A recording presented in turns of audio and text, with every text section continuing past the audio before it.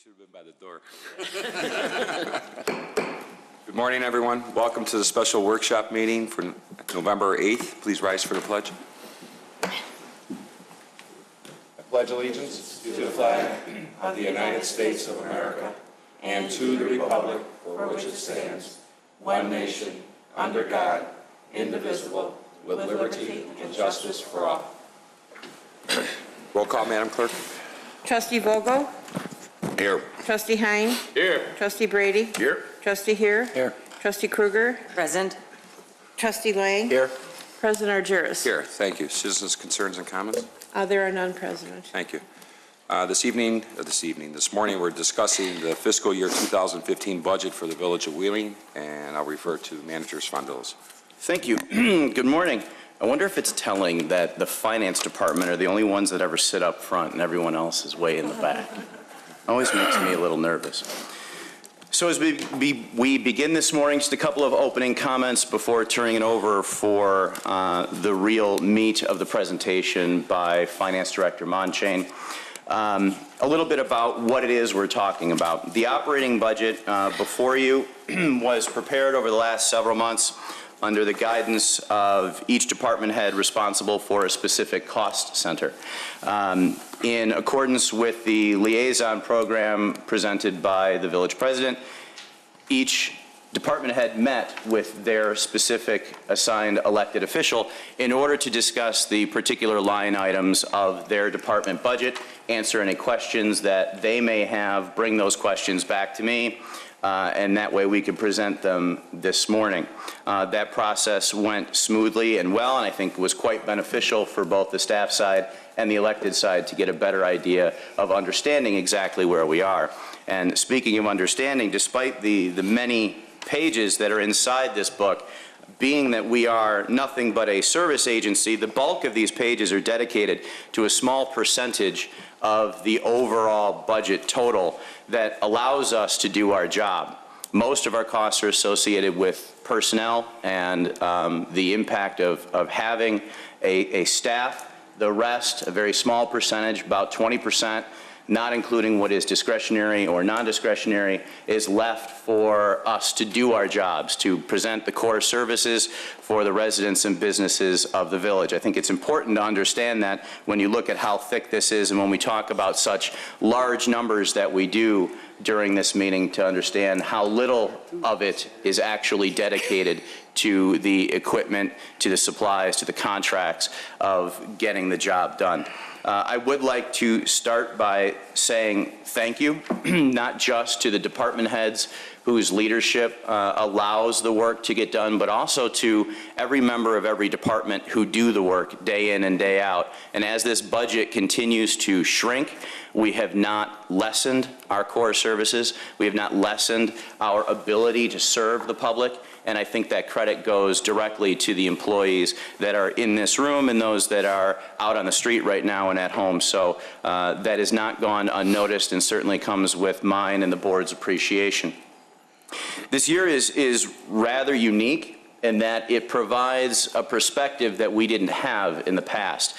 As Michael goes through his slides, you'll see one that talks about how this year is the first in the last maybe 8 years that we have begun to catch up to where we were in 2007. And by that, I'm talking about income, property, and sales tax. And why that's important is when you hear about the deficit that we remain in, one might ask, well, I don't understand why, if we're finally caught up to where we were in 2007, why are we still in a deficit budget? And when you consider what we have done, the nearly 40 positions that have been cut, which total well over $4.5 million every year, the operating budget trimming that has been done over the last several years, how is it that we still have a deficit despite all the work that this board and this staff has done in order to balance this budget? And the simple answer is that none of this is the result of what we have done or what we are doing, meaning the deficit is not a result of what we have done and what we are doing. It is the result of unfunded mandates outside of our control. And I think it's important, and why I say this year is a new perspective, is because we've talked about that in the past, but never really had the numbers to illustrate how significant we have cut our budget, how significantly we have cut our budget, and yet still we are looking at a $2.5 million deficit. And all the things that we have done, we are not changing the way we are doing business. We have changed the way we do business. There has never been a time where this organization has worked more collectively, looking at consortiums and working through consortiums, making purchases jointly with other communities, creating new revenue. We have this year alone created over $300,000 in new revenue by bringing in the City of Des Plaines for dispatching services and renting facilities to the Solid Waste Agency of Northern Cook County. We are now landlords. That's pretty significant. We apply for every grant. I made a comment earlier to the fire chief, and I don't say this as a joke, but I bring it up to illustrate the point. I didn't know this, but the fire chief actually applied for a toilet paper grant last year. There's a paper company that has a grant specific for fire stations where you can be awarded toilet paper for a year. If that doesn't say that we're applying for every single thing that's out there and chasing every dollar, I don't know what does. All that to say that in the end, this document as presented to you is as lean as it could be and is as responsible as it could be. And I hope that you find pride in what is presented before you this evening, or see, I did it too, this morning. And you have some big decisions to make today about the future of the village and our ability to continue providing services. And I'm happy to answer any questions as we go through. Michael is going to get into the specifics of where we stand financially and what our options are, and I look forward to working through that process with you.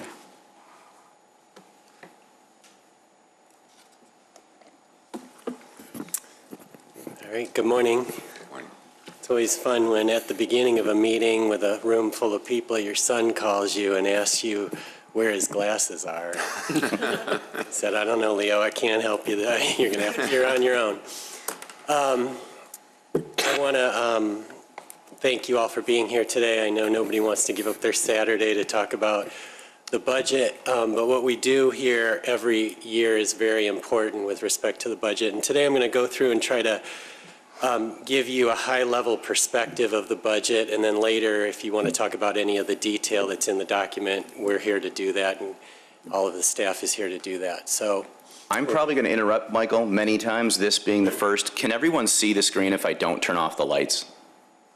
Okay. Thank you. So feel free to interrupt me at any point and with any questions that you might have, and if I can answer them, I will, and if I can't, I'll try to fake my way through it. So as you know, the budget process is a lengthy process, and I think that everybody involved in it, from the elected officials to the staff, are to be commended. There's a lot of time that goes in every year to putting together this document, and in my opinion, this is probably the most important document that the village produces on an annual basis. And it's for the reasons that are listed on the slide there. This is really a policy-making document, a communication document, and so forth. And I'm really proud of our budget because I think if you compare our budget to other communities' budgets, you'll see that ours is more transparent than just about any other document. It's very rare to find a municipal budget that gives you all of the line item detail to the extent that we do. Usually what you have is summary information in budgets. So any resident or business person in Wheeling can pick up this document and know exactly what's in it. And I think that's commendable. The budget is also important because it establishes the spending authority for the year. We can't spend money without the board's approval, and the budget is that authority. And then finally, we're legally required to approve a budget every year by state law and also by municipal code. I always like to talk briefly about the economy to try to give a perspective of how we prepared this budget and what we're dealing with. in terms of, Wheeling's economy and the greater United States economy. And as you can see, the GDP for the last few years has been steadily climbing, which is obviously a good sign. The stock market has also been up for the last several years. Back in 2008, when we were in the midst of the economic downturn, it was down 37%, but it's been coming back ever since, and that's really important, particularly for our pension funds that invest a lot of their assets in the stock market. And then unemployment is much better than it was back in 2010. You can see we're not back to 2007 levels, where unemployment in Wheeling was only 3.5%, and there were 766 people unemployed. But certainly better than 2010, when we hit the peak of unemployment in Wheeling at 9.8%, and the state's unemployment was at 11.6%. So as of August of 2014, we are down to 4.4%, but still there's 1,000 people in the community that are unemployed.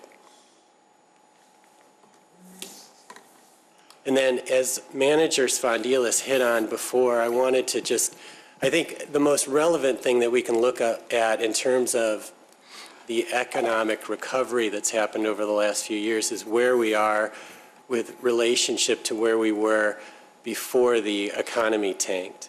And so, as you'll see, we've finally gotten back to the point where we have the same amount of revenue from our three largest sources of revenue that we did back in 2007.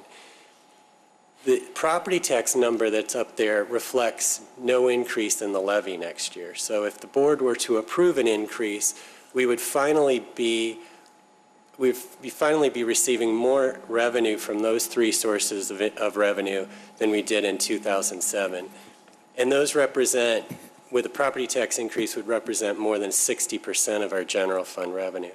But the challenge here, as the village manager indicated, is paying for costs that have gone up steadily every year with less money than you had back in 2007. Because salaries have gone up, pension benefits pension costs have certainly gone up, and health insurance costs have gone up. And yet our revenue has remained basically flat.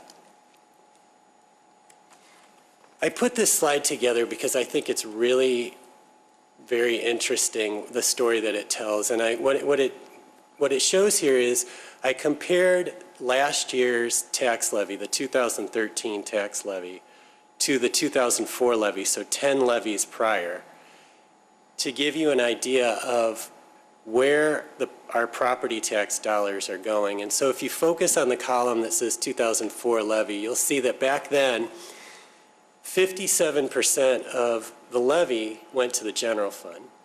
19% went to pay for the debt that we had outstanding, and 23% went to the pension funds. 10 years later, that has shifted pretty dramatically, where now only 47% of the levy goes to the general fund. Debt service is actually less than it was back then, which I think would probably surprise people. Our debt service payments, in terms of what's coming out of the general fund or what's coming out of the property tax levy, is essentially the same. Even though we built buildings and did all these improvements, it's essentially the same. But the amount going to the pension funds has increased dramatically. It's now the pension fund share of the property tax levy is now almost 39%, and the increase has been $2.5 million. So as we talk about the deficit that we're dealing with next year and the deficits that we've dealt with for the last few years, this is part of the reason why. It's not the only reason why, but it's a significant part of the reason why. And the note at the bottom says 75% of the quote-unquote new revenue that we've collected since 2004 is now going to the pension funds. Every year I talk about the budget, and you've heard this story before, so this is really not for the benefit of the board as much as it is for the benefit of the public, but I think it's important to talk about the budget for those who aren't familiar with how it's structured. And as you know, we have a number of different funds, but the major funds of the village, of course, are the general fund, which pays for all of the operating costs, or most of the operating costs of the village: police officers, firefighters, public works employees, administration, the senior centers, social services, et cetera, community development, all of those things. The next largest fund is the Water and Sewer Fund, and the Water and Sewer Fund is an enterprise fund that pays for the operation and maintenance of the water and sewer system. So those employees who provide services related to the water and sewer system are paid out of the Water and Sewer Fund. We also have TIF funds that are a pretty significant part of the overall budget, the police and fire pension funds, and the Capital Projects Fund also, which pays for a lot of our street improvements and other infrastructure-related projects. These other funds that are listed here on the right are all significant, but to a much lesser degree. And this is how the overall budget breaks down. If you look at the top here, our total budget for 2015 is almost $75 million. And each of the funds here are listed. You can see some of the larger ones. The bottom line, though, and the one that we tend to focus the most on is the general fund, and that's budgeted at $38.2 million for next year. Michael, can I Yep. ask you a quick question? On the grant fund, isn't it basically governmental grants, private grants? Why would we transfer money from the general fund into that fund? The reason we do that is because a number of the grants that we get have matching contributions. Okay. So they may not pay for the entire program, and we have to transfer some money All from the right, general. so thank you. Sure. And then President Argyris asked me to put up a slide that shows what the fund balances are in each of the funds.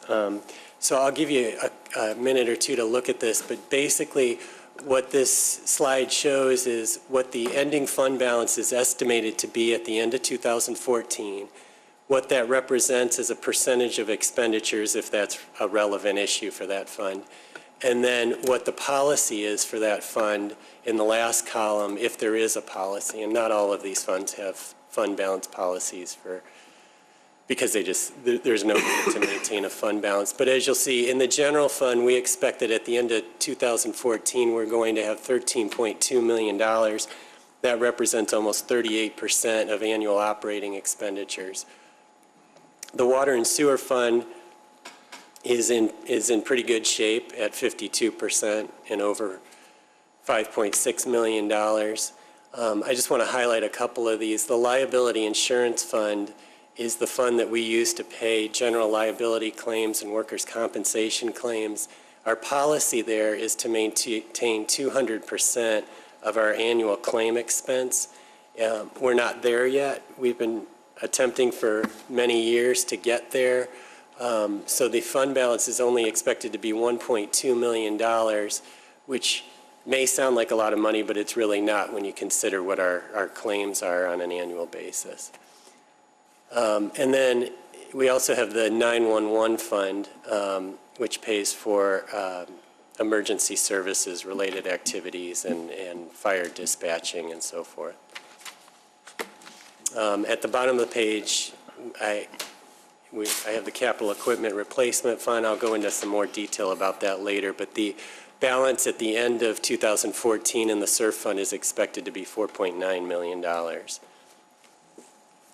And then this is how the budget breaks down in terms of major categories of expenditures. So as we've talked about before, over 77% of the general fund budget is related to personnel.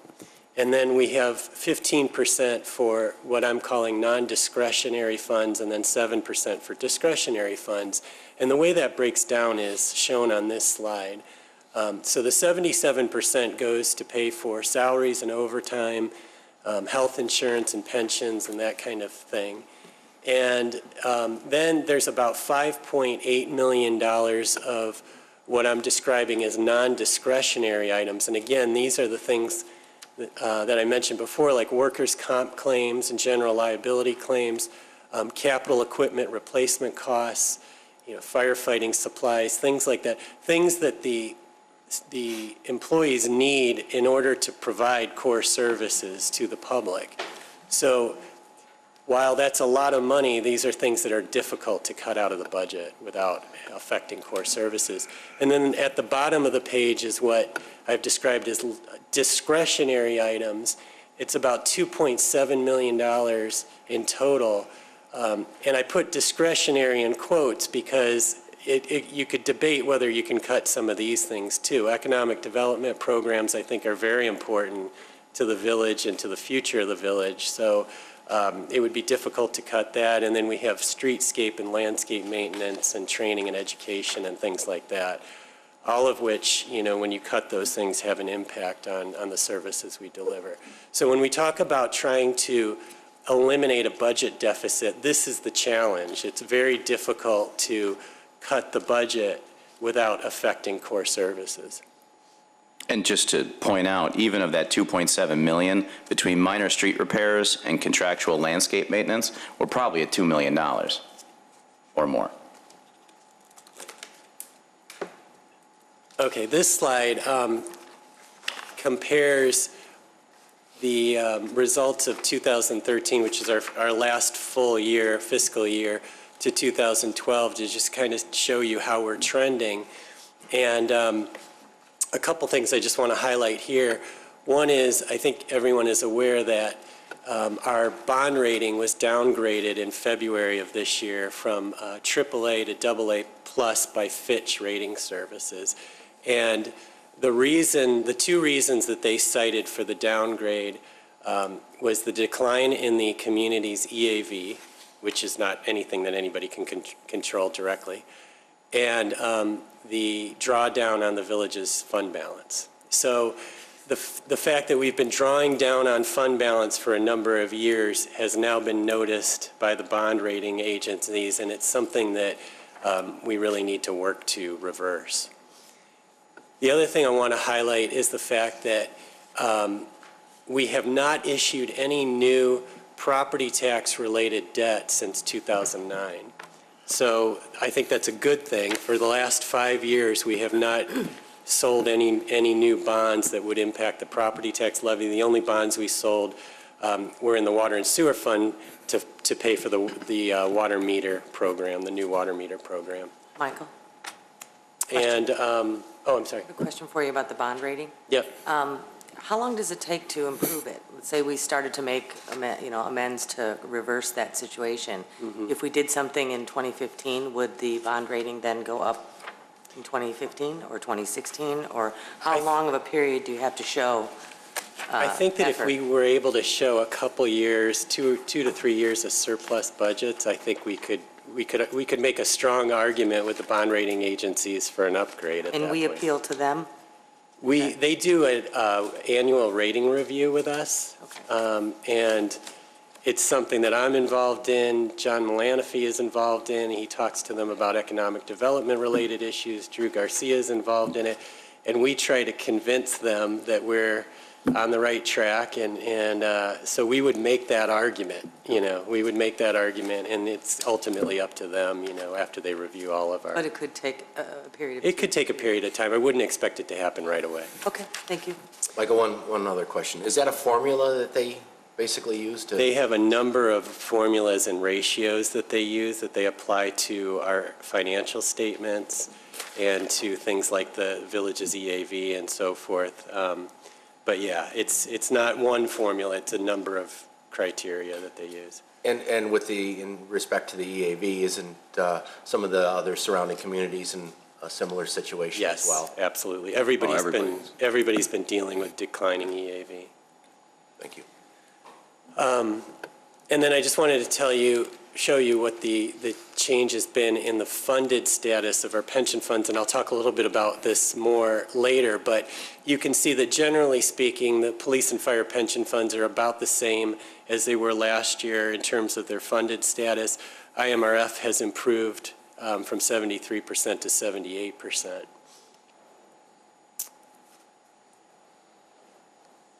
So one moment, I just want to focus on 2014, and you'll recall that at the beginning of the year, we budgeted a deficit of $1,055,000. As of right now, I'm estimating that we're going to end a little bit worse than that at $1,287,000, and I'll explain the reasons for that in just a second here. But the adjusted result that I've asterisked here is what the deficit would have been had we not used some of the SURF fund contribution and the liability insurance fund contribution to reduce the deficit.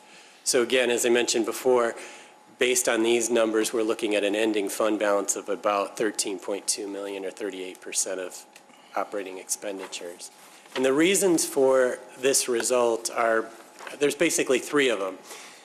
Sales tax revenue is coming in about $89,000 more than what we budgeted, which is a good sign. We budgeted a 4% increase, and it's coming in a little bit higher than that, at actually 5.95%.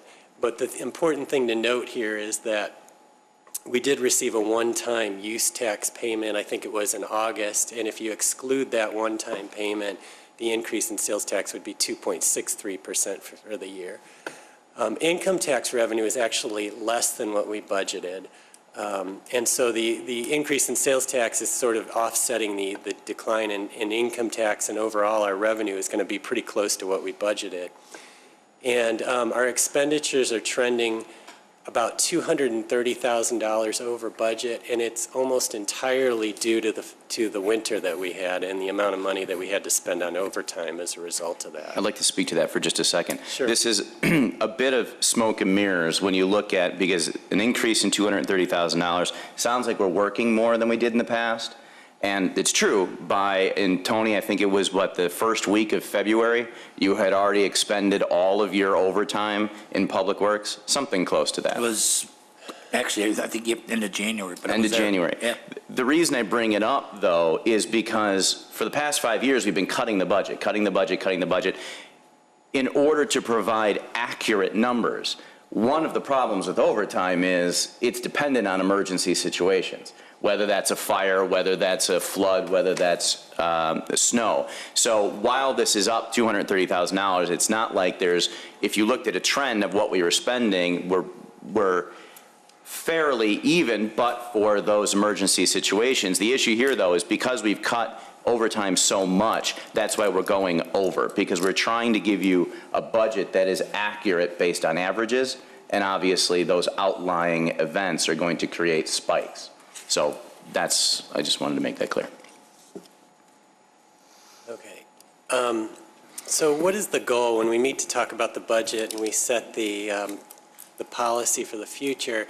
You know, it's in the past few years, it's really been, the focus has been on surpluses and deficits. But from my perspective, the goal has always been about fully funding all of our programs, and that means our operating costs, our capital improvement program, in our SURF assets and pension funds and so forth. So for me, it's not really about a one-year issue about do we have a surplus or do we have a deficit. It's more about the long-term trend. Can we fully fund the programs that we need to fund?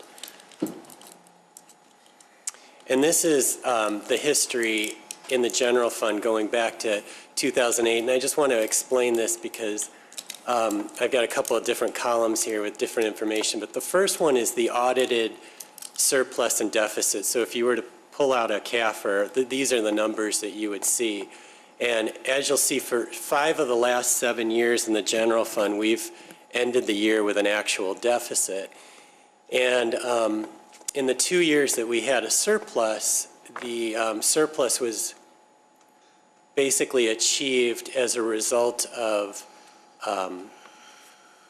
essentially borrowing money from other funds, the capital improvement program and the SURF fund in particular. So this column that shows the actual result is where we would have been had we not deferred some of those contributions. And in that scenario, we would have had a deficit situation every year. Now, the main point of this slide is that from 2008 to 2014, we've drawn down on our fund balance from $18 million to $13.2 million. And we've gone from 53% of annual operating expenditures to an estimated 37.8 at the end of 14. And that's really what the bond rating agencies are looking at and are concerned about. So these numbers are numbers that don't lie. They're real results. And for 2015, as you all know, we've got a deficit at this point in time of $2.5 million. If we were to approve a budget with that type of deficit, we would draw down further to $10.6 million or 27.9%. And that's getting very close to our fund balance policy. So I think it's very important at this point that we take steps to reverse this trend. Prior to 2008, generally speaking, we ran surpluses, and that's why we were able to grow our fund balance to a pretty significant amount.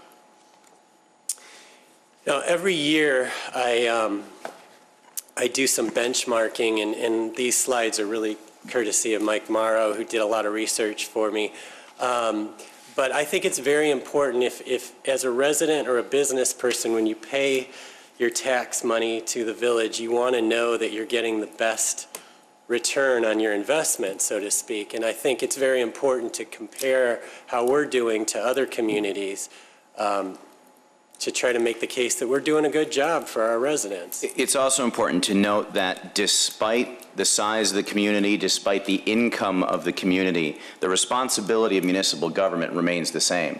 Core services here are the same core services in a town that has a giant mall and 10 car dealerships. That's the challenge in our community, is that there is an expectation and a responsibility to provide those same core services without the benefit of additional income. So when we talk about comparing and contrast, it's easy to say, well, who cares what Arlington Heights does or any of these other communities?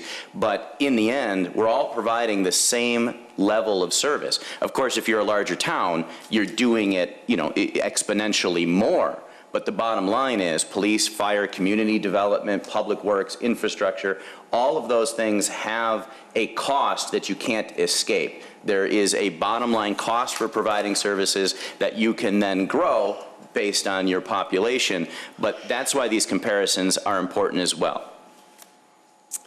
So many of you are aware, for many years we've had performance measures in our budget document, and these are some examples of that. This is an efficiency measure, and what you'll see is in terms of full-time employees as compared to these other communities, there is no other community that has fewer employees than the Village of Wheeling, with the exception of Niles, which has the same number. And in this scenario, I asked Mike to exclude the dispatchers in Glenview and Wheeling, because not every community does dispatching internally. And we also excluded the bus drivers and fitness center and teen center employees in Niles, because not every community has those programs either. So I think this is as close to apples as you can get. And while some of these communities, like Arlington Heights, are much larger than us, many of them are pretty much the same size. So I think this is a pretty valid comparison. Certainly with Niles at 30,000 population, Lombard is very similar to Wheeling. Glenview's at 44,000. Buffalo Grove is a similar population as well. And then you take that one step further and you look at their general fund expenditures, and what you'll see that is in terms of millions of dollars, no one spends less providing core services than the Village of Wheeling. And so I think from the standpoint of a resident or a business person, I think you're getting a lot of bang for your buck here.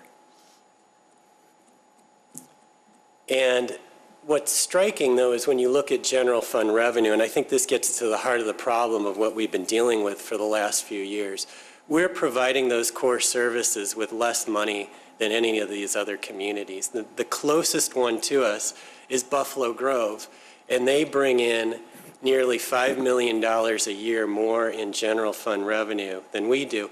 And I can tell you that for every one of these communities, their major sources of revenue are the same as ours: sales tax, property tax, and income tax. And where their population is the same or close to the same. They're receiving the same amount of income tax. So the real difference here is going to be in how much they're bringing in property tax revenue and sales tax revenue. But, you know, just to put this in perspective, if we had the same amount of money coming into our general fund as Buffalo Grove does, we would be looking at a $2.5 million surplus next year instead of a $2.5 million deficit. And then I wanted to put this up there just to give you a feel for how well funded our pension funds are. And so I looked at we have three major pension funds, police, fire, and IMRF. And if you average the percentage funded for the three pension funds, you'll see that generally speaking, our funds are as well funded as these other communities. They're all pretty similar, right around the 70% range. What's really interesting in the story of this slide is Niles. Niles, you can see, is less well-funded than any other community. And of course, the obvious question is why? And the answer is, I have a note here at the bottom, which you probably can't read, but from 2009 through 2011, they underfunded their police and fire pension funds to the tune of $6 million. And as a result, they've been trying to catch up over the last few years, because their funded statuses have dropped. At the bottom here, Niles IMRF fund is 77% funded, but their police and fire pension funds are only 44% and 48% funded respectively, which is not good. And I'm not intending here to pick on Niles. I'm just using it as an example of what happens when you don't make the pension fund contribution. It will take them years to make up the money that they haven't contributed to these funds. And the reason why Niles IMRF fund is well funded at 77% and the other two funds are not well funded is because they're required to make the full contribution for IMRF. They don't have an option of not funding it. And in 2016, the option of underfunding your police and fire pension funds will be taken off the table too, because of pension reform legislation that was recently approved at the state level. And beginning in 2016, if any community does not make the full contribution to their police and fire pension funds, the state comptroller can then withhold their sales or income tax revenue and make the contribution for them. So the days of even having that as an option on the table are quickly ending.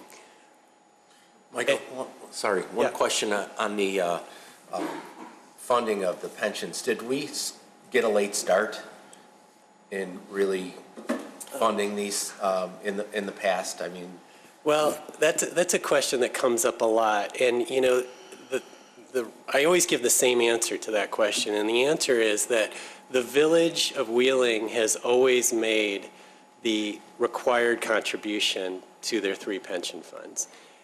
Until 2004, with respect to the fire pension fund, the fund was overfunded from an actuarial standpoint. If you look back at the CAFRs back then, you'll see that the fund was 108% funded.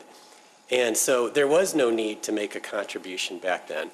People can argue about whether that was, you know, whether we were relying on interest rate assumptions that were too high and that kind of thing. But the bottom line was that it was overfunded. And so there was no need for a contribution. Beginning in 2004, that changed. And over the years, we've reduced our interest rate assumptions to bring them more in line with reality in terms of what we can expect from returns in the stock market and the bond market. And that's caused us to have to make a contribution to the fund.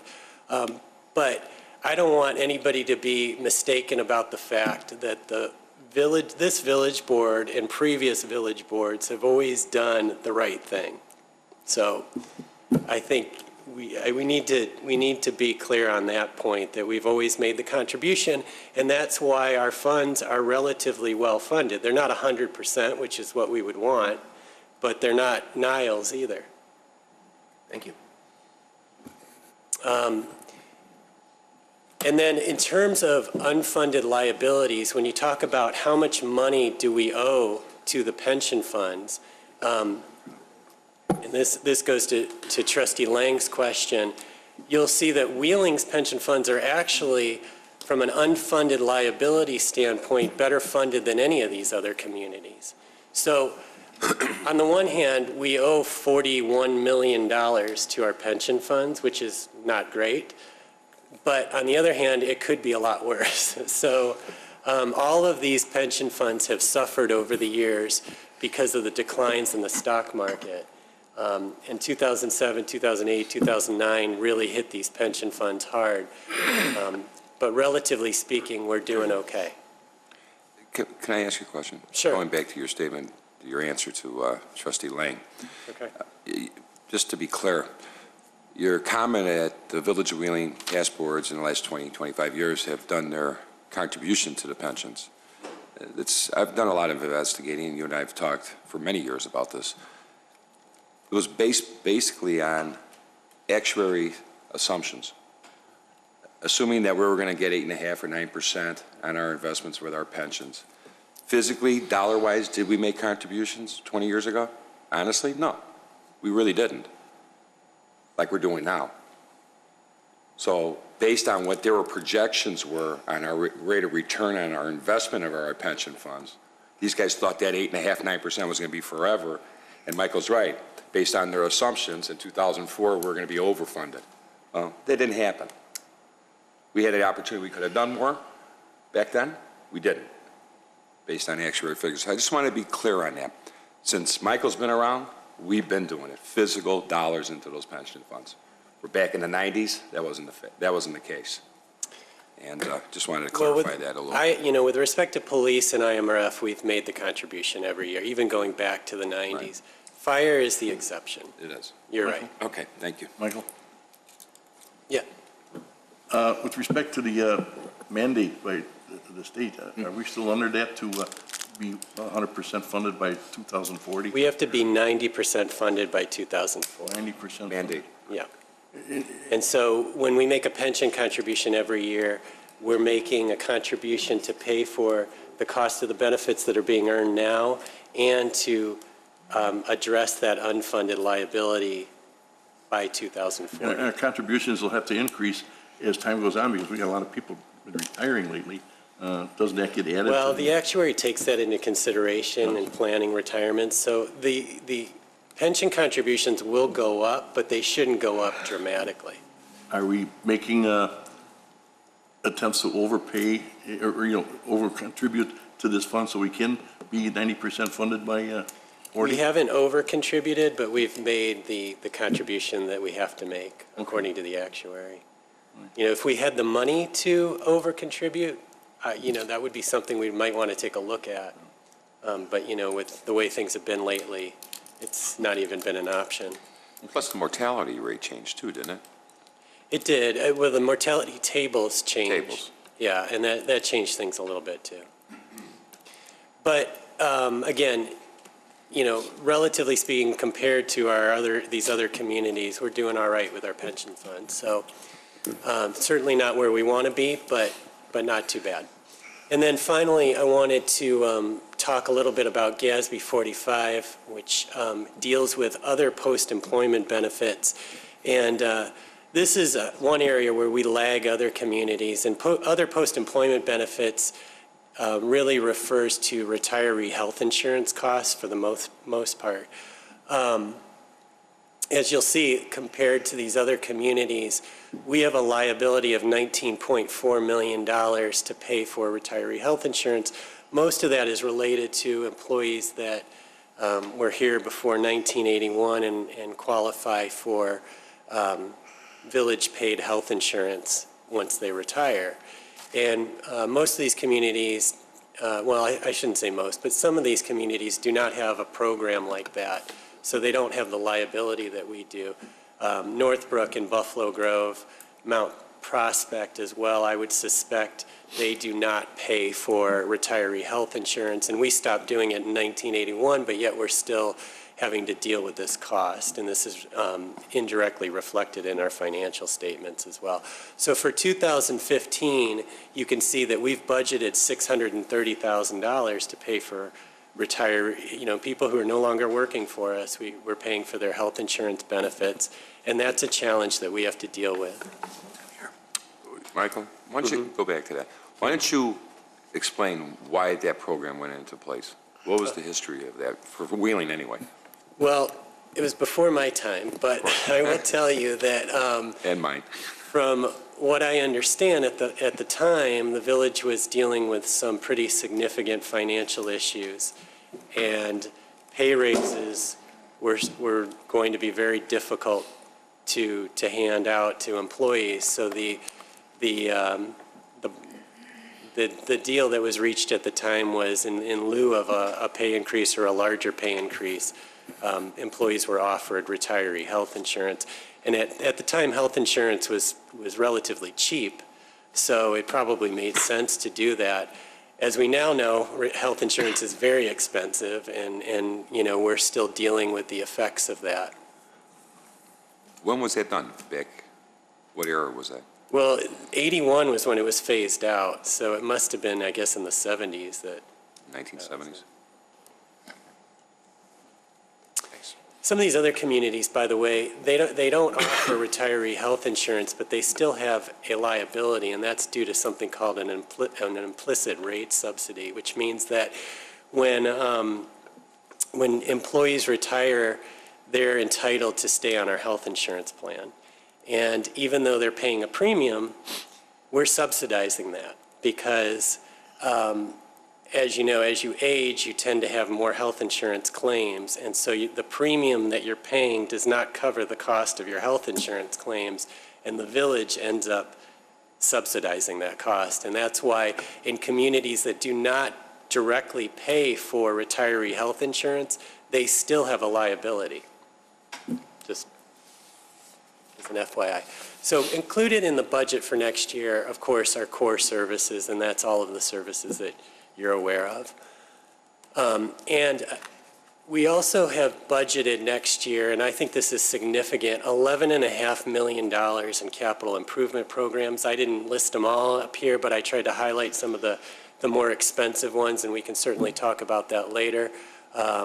We're trying to put as much money as we can into our street improvement program, and so that's at the top of the list. And we also have a significant amount of money that we spend each year on water main replacement as well, and all of the other things you see listed Can here. you talk about the policy that was passed by the board to not mix capital improvement monies with general fund? Right. A couple of years ago, the board passed a financial policy that says we will not use any more than 25% of the gas and electric use tax money that comes into the capital projects fund to pay for debt service. And the reason that that policy was approved was to make sure that we have money on an annual basis to pay for capital improvements, and that it's not all going to debt service payments. I'm sure you're all aware that the village manager only approved 3 expanded level requests. We can talk more about that later. They total $161,000, and we can answer any questions about those. And then, of course, I want to talk about the SURF fund and just answer any questions you have about it. I think it's a very important financial tool that the village has relied on since 1990 to pay for capital equipment replacement. So the squad cars and the fire trucks and the dump trucks and all of those things. And it's something that a number of communities have SURF funds. It reduces the long-term costs of replacing your equipment because when equipment is due to be replaced, we don't have to borrow money to pay for that equipment. The best example is what we've done in the last few months, which is approve the purchase of 2 fire trucks and 2 dump trucks at a cost of $1.6 million. And had that money not been in the SURF fund, we would have gone to a bank and we would have borrowed to replace that equipment and obviously paid more for it in the long run. And that's only 4 pieces of equipment out of a much larger Right. total annual purchase. Right, and I show that on this slide. So, you know, the SURF fund includes funds for 190 assets, which includes vehicles and equipment, and even bulletproof vests, as Trustee Brady reminded me of this morning. But all of these things that have to be replaced on a regular basis, and the replacement cost of all of those assets is $12.5 million. So that's how much money we would have to replace them if we had to replace them all at one time, which of course we do not. We're going to have, we've been talking to Village President Argyris about having a workshop in 2015 to talk in more detail with the board about the SURF fund, the equipment that's included in the SURF fund, how the decisions are made to replace equipment, what decisions are made about the type of equipment we buy, one car, one brand, one model versus another, that kind of thing. So I think it's a big enough topic and important enough that we should probably devote a workshop to that, and that's the direction we've been given, so we will do that. I want to talk in a little detail about the SURF fund because this is a question that comes up every year, and it's a valid question, and that is, how much money do we have in the SURF fund? And isn't it a lot? And I would tell you that it's not, and I'm going to try to prove that to you now. So in 2014, at the end of the year, we expect that we will have a total of $4.9 million in fund balance. So that's a number I mentioned earlier. Of that money, though, only $3.5 million is related to general fund assets, and that's the vast majority of the SURF fund. The rest is water and sewer money, $909,000, and 911 money for the equipment specifically related to those two funds. Now, if you look in this column that is called replacement value of assets, you'll see that $3.5 million represents only 35.5% of the total replacement cost of the general fund assets. And the reason that we only have 35.5% is because over the last few years, to deal with the deficits, we've been reducing the contribution to the SURF fund. In 2015, if the board were to decide to not make a contribution next year, the general fund's assets would drop to $2 million, which would reflect or represent only 21% of the replacement value of the assets. And the total fund balance in the SURF would drop to $3.3 million. And again, with total asset value at 12.5. If we were to decide today, and of course I wouldn't recommend this, that we were just not going to have a SURF fund anymore and no longer make a contribution, the money would be exhausted by the end of 2016. So as you can see, you know, we have a couple years worth of funds here, and then there won't be a SURF fund at that point.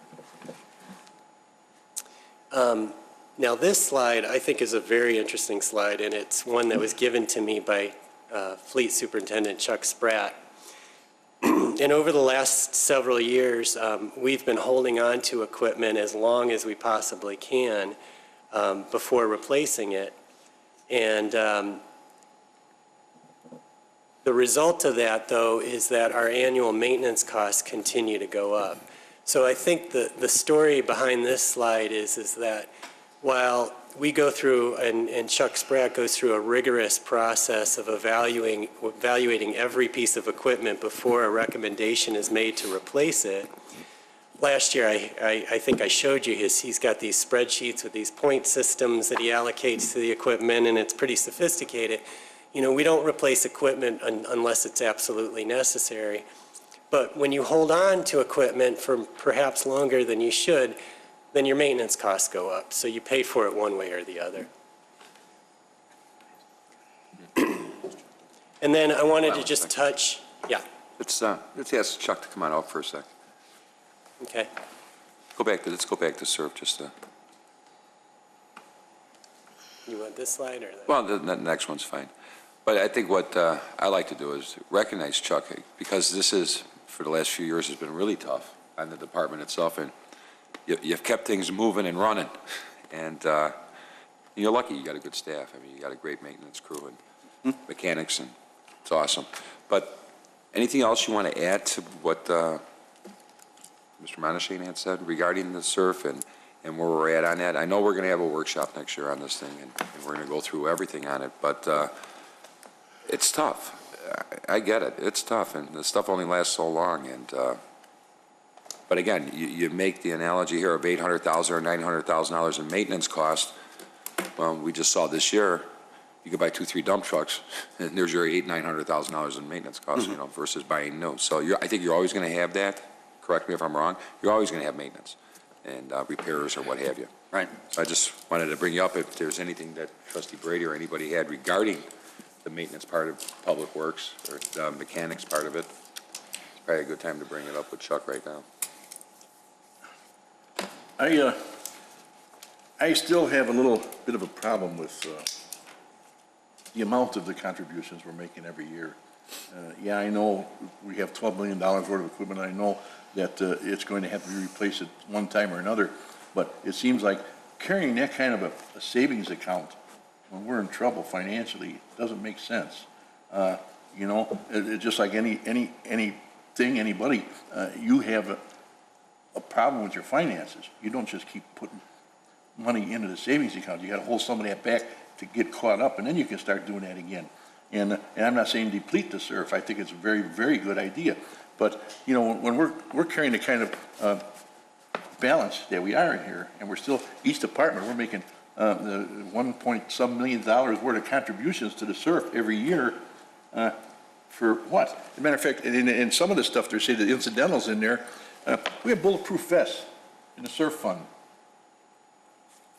That's the state, what was that, insurance, foreign insurance tax. Foreign fire, but that's Right. for the fire department, that's not. Well, The bulletproof vest, I who believe, gets, is for who the gets police 50, department. 50 bulletproof vests? Police. Well, this is, if it's for the police department, doesn't that come under their equipment? Personal equipment? Well, the way the SURF works, though, is there's a minimum value, it's $10,000. And so there's two qualifying factors. It has to be worth X amount of money, and it has to be something that is maintained and replaced. So the reason that those are in there is because they are such an exorbitant expense. You are contributing minimally every year, knowing that you're going to have a bulk purchase every however many years. I don't know what the lifespan is in a bulletproof vest, but just like a pickup truck. Chuck has an analysis of a pickup truck can last X number of years. It's depreciated over those years. That's how the annual contribution is met. And you bring up a good point about savings, and it can be looked at that way. I think you also said, you know, we contribute about $1 million a year or a little bit more every year, but we also spend $1 million or more every year based on the life cycle of each of those 190 things that are in the fund. The important thing to remember is if you don't make the SURF contribution for 2 years, and really at this point we're at about 1.5 years, you're going to save money. From that moment on, you're going to pay interest on that $1 million every single year. I understand that. So that's, I mean. I understand that, you know, and well, to the bulletproof vest, the money that we're receiving, the grant, the fire department is actually getting that money from the foreign tax. But those aren't, that's not, those are two completely separate things. Those are police department bulletproof vests.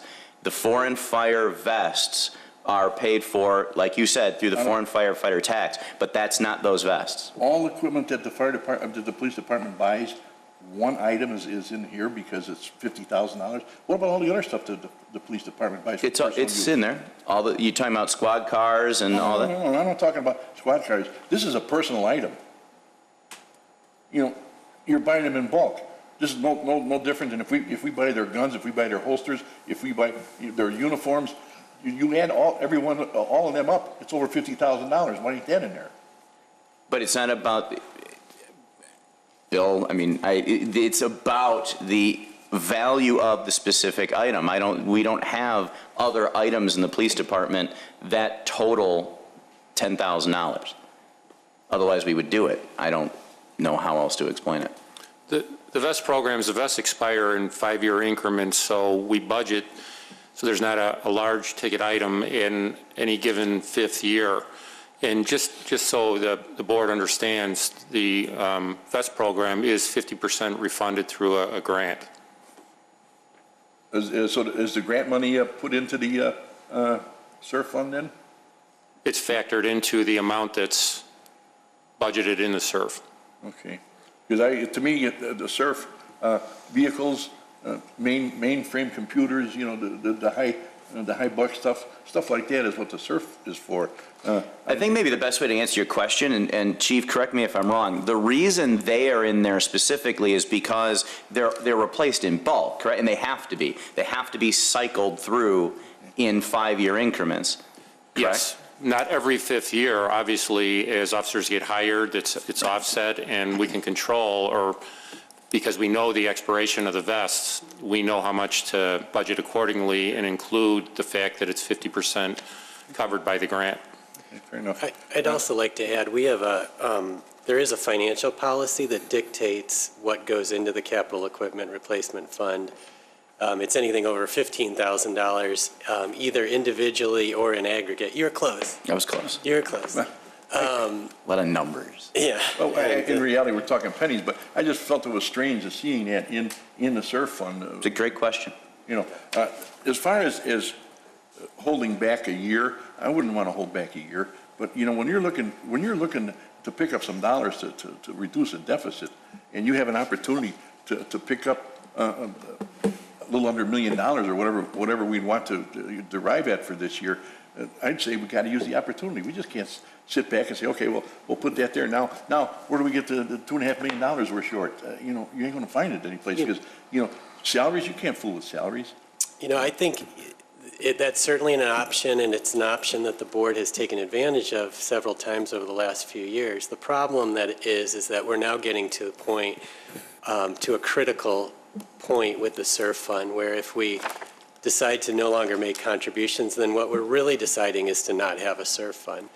And what that means is, as the village manager indicated, you know, in a couple of years, we won't have a line item in our budget for transfer to the SURF fund, but we will have a line item for debt service payments for the equipment that we're buying. So it really is kind of, one is going to offset the other, really. In reality, we're saving money with the SURF fund because we're not paying the... That's right.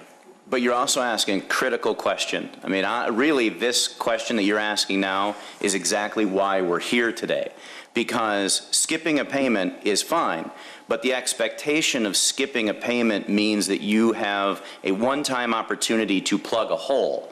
The expectation when you're plugging a hole is that there's something else that's going to come along to fix the long-term problem. And that's why we talk about revenue. Because you're right, as far as a temporary fix, that's an option. But without fixing the revenue stream and recognizing that, you know, we talk about economic development all the time, and certainly we've done very well over the last couple of years, seeing development in this community. But what we have to consider is what's coming in. What are we getting from that development? And with 5 TIF districts, taking most of the property tax from all of the property tax from most of our developments, all of which within the TIF districts, we're left with only sales tax from any of the growth that we're experiencing, while most of our developments are completely residential, and most of our developments are within TIF districts. So what's happening is that our service demand is increasing, but our revenue is not increasing. So when you talk about one-year fixes, you have to consider, you know, what is the long-term impact? Because if you keep plugging the hole, at some point the ship is still going to sink because we're never actually solving the problem. You know, you're putting gum in it as opposed to replacing a floorboard. So this really is what we're talking about, specific to SURF, but really it's the bigger question of how do we fix the revenue issue as opposed to come up with single-year options. Well, yeah, it's easy to fix the revenue issue. Just raise the taxes, raise the taxes. That isn't the point. The point is, the Dutch boy's only got so many fingers to plug leaks. He's going to be out of fingers and we're still leaking. If we can't come up with a drastic way to level these costs off, we're going to sink. You know, let's face it. I mean, every year we just can't keep going to the mattress to plug these leaks. We'll be sleeping on the floor. There won't be a mattress. You know, I agree. I don't know what to tell you. We got to get serious with something. It's got to be something drastic. Otherwise, just 50,000 here, 100 there, $1 million here isn't going to do it. Trustee Brady, that's why I've asked for the first quarter of next year that we sit down and review the policy of SURF and understand it. I've asked Mr. Spratt, Manager Spondilis, and Mr. Monashane, let's review the 99 items, see what's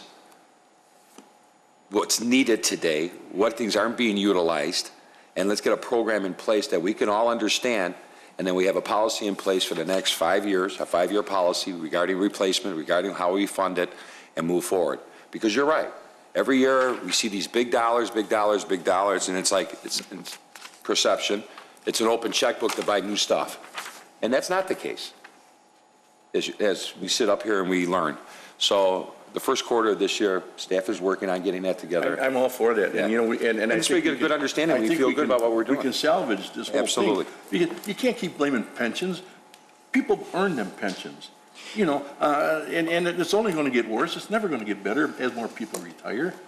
You know, you can't blame salaries. People want to earn a good salary. Well, that's the first step going into 2000. So let's finish up this, and then we'll take a little break, and then I'll open up questions for the Good. board. How's that? Okay, Thank you. go ahead. Overtime is always a popular subject. Take our break now. Yeah. And this slide shows that in 2015, we've budgeted $1,215,000 in overtime in the general fund. The story here really is that going back to 2008, there's only been 1.2% annual growth in overtime expenditures over the years.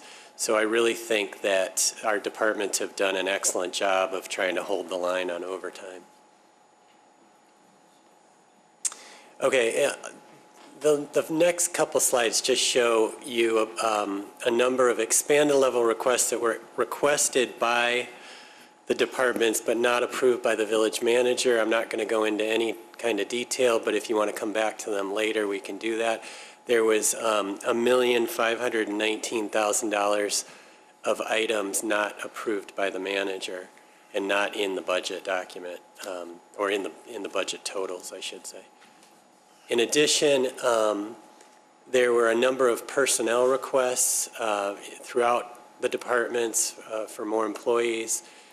We can talk about those if you'd like as well later.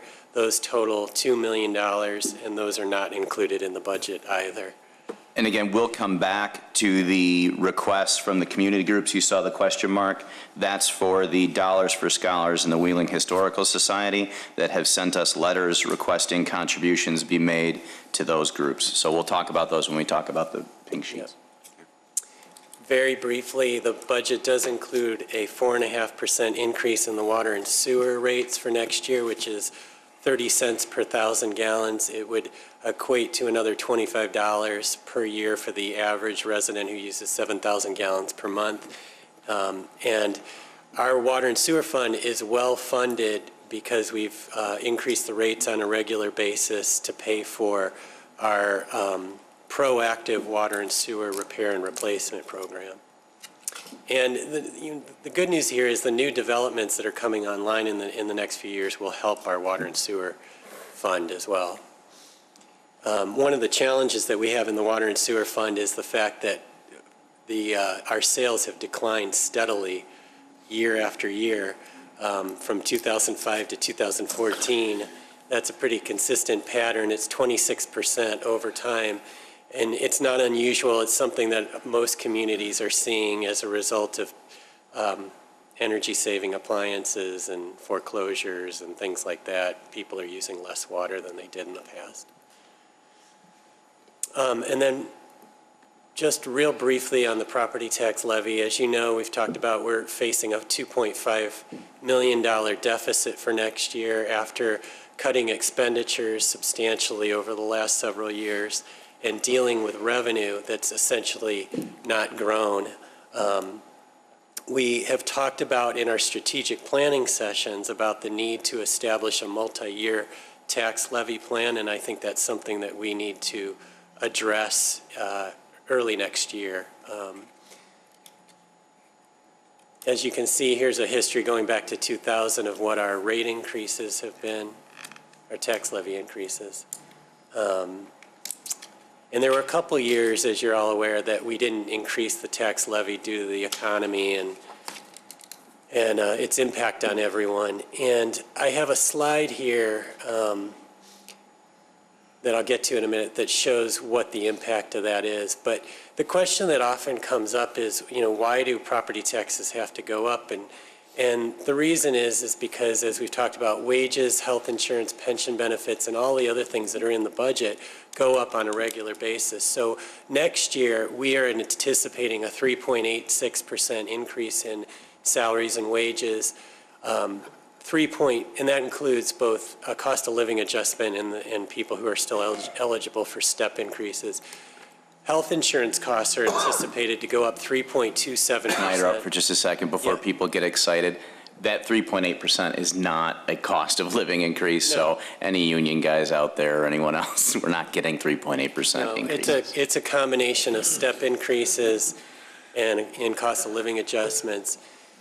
Health insurance is only going to go up 3.27%, and this is a real success story here because the reason for that is the village is a member of the Intergovernmental Personnel Benefit Cooperative, affectionately known as IPBC, which is a pool of over 70 communities that pool resources for health insurance purposes.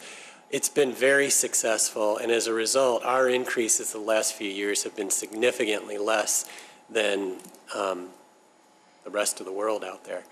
Our pension benefits are anticipated to go up 3.74%, and then we have a number of expanded level items that I mentioned before, 3 of them, and some other expenditures that are causing our other expenditures to go up by 14.91%.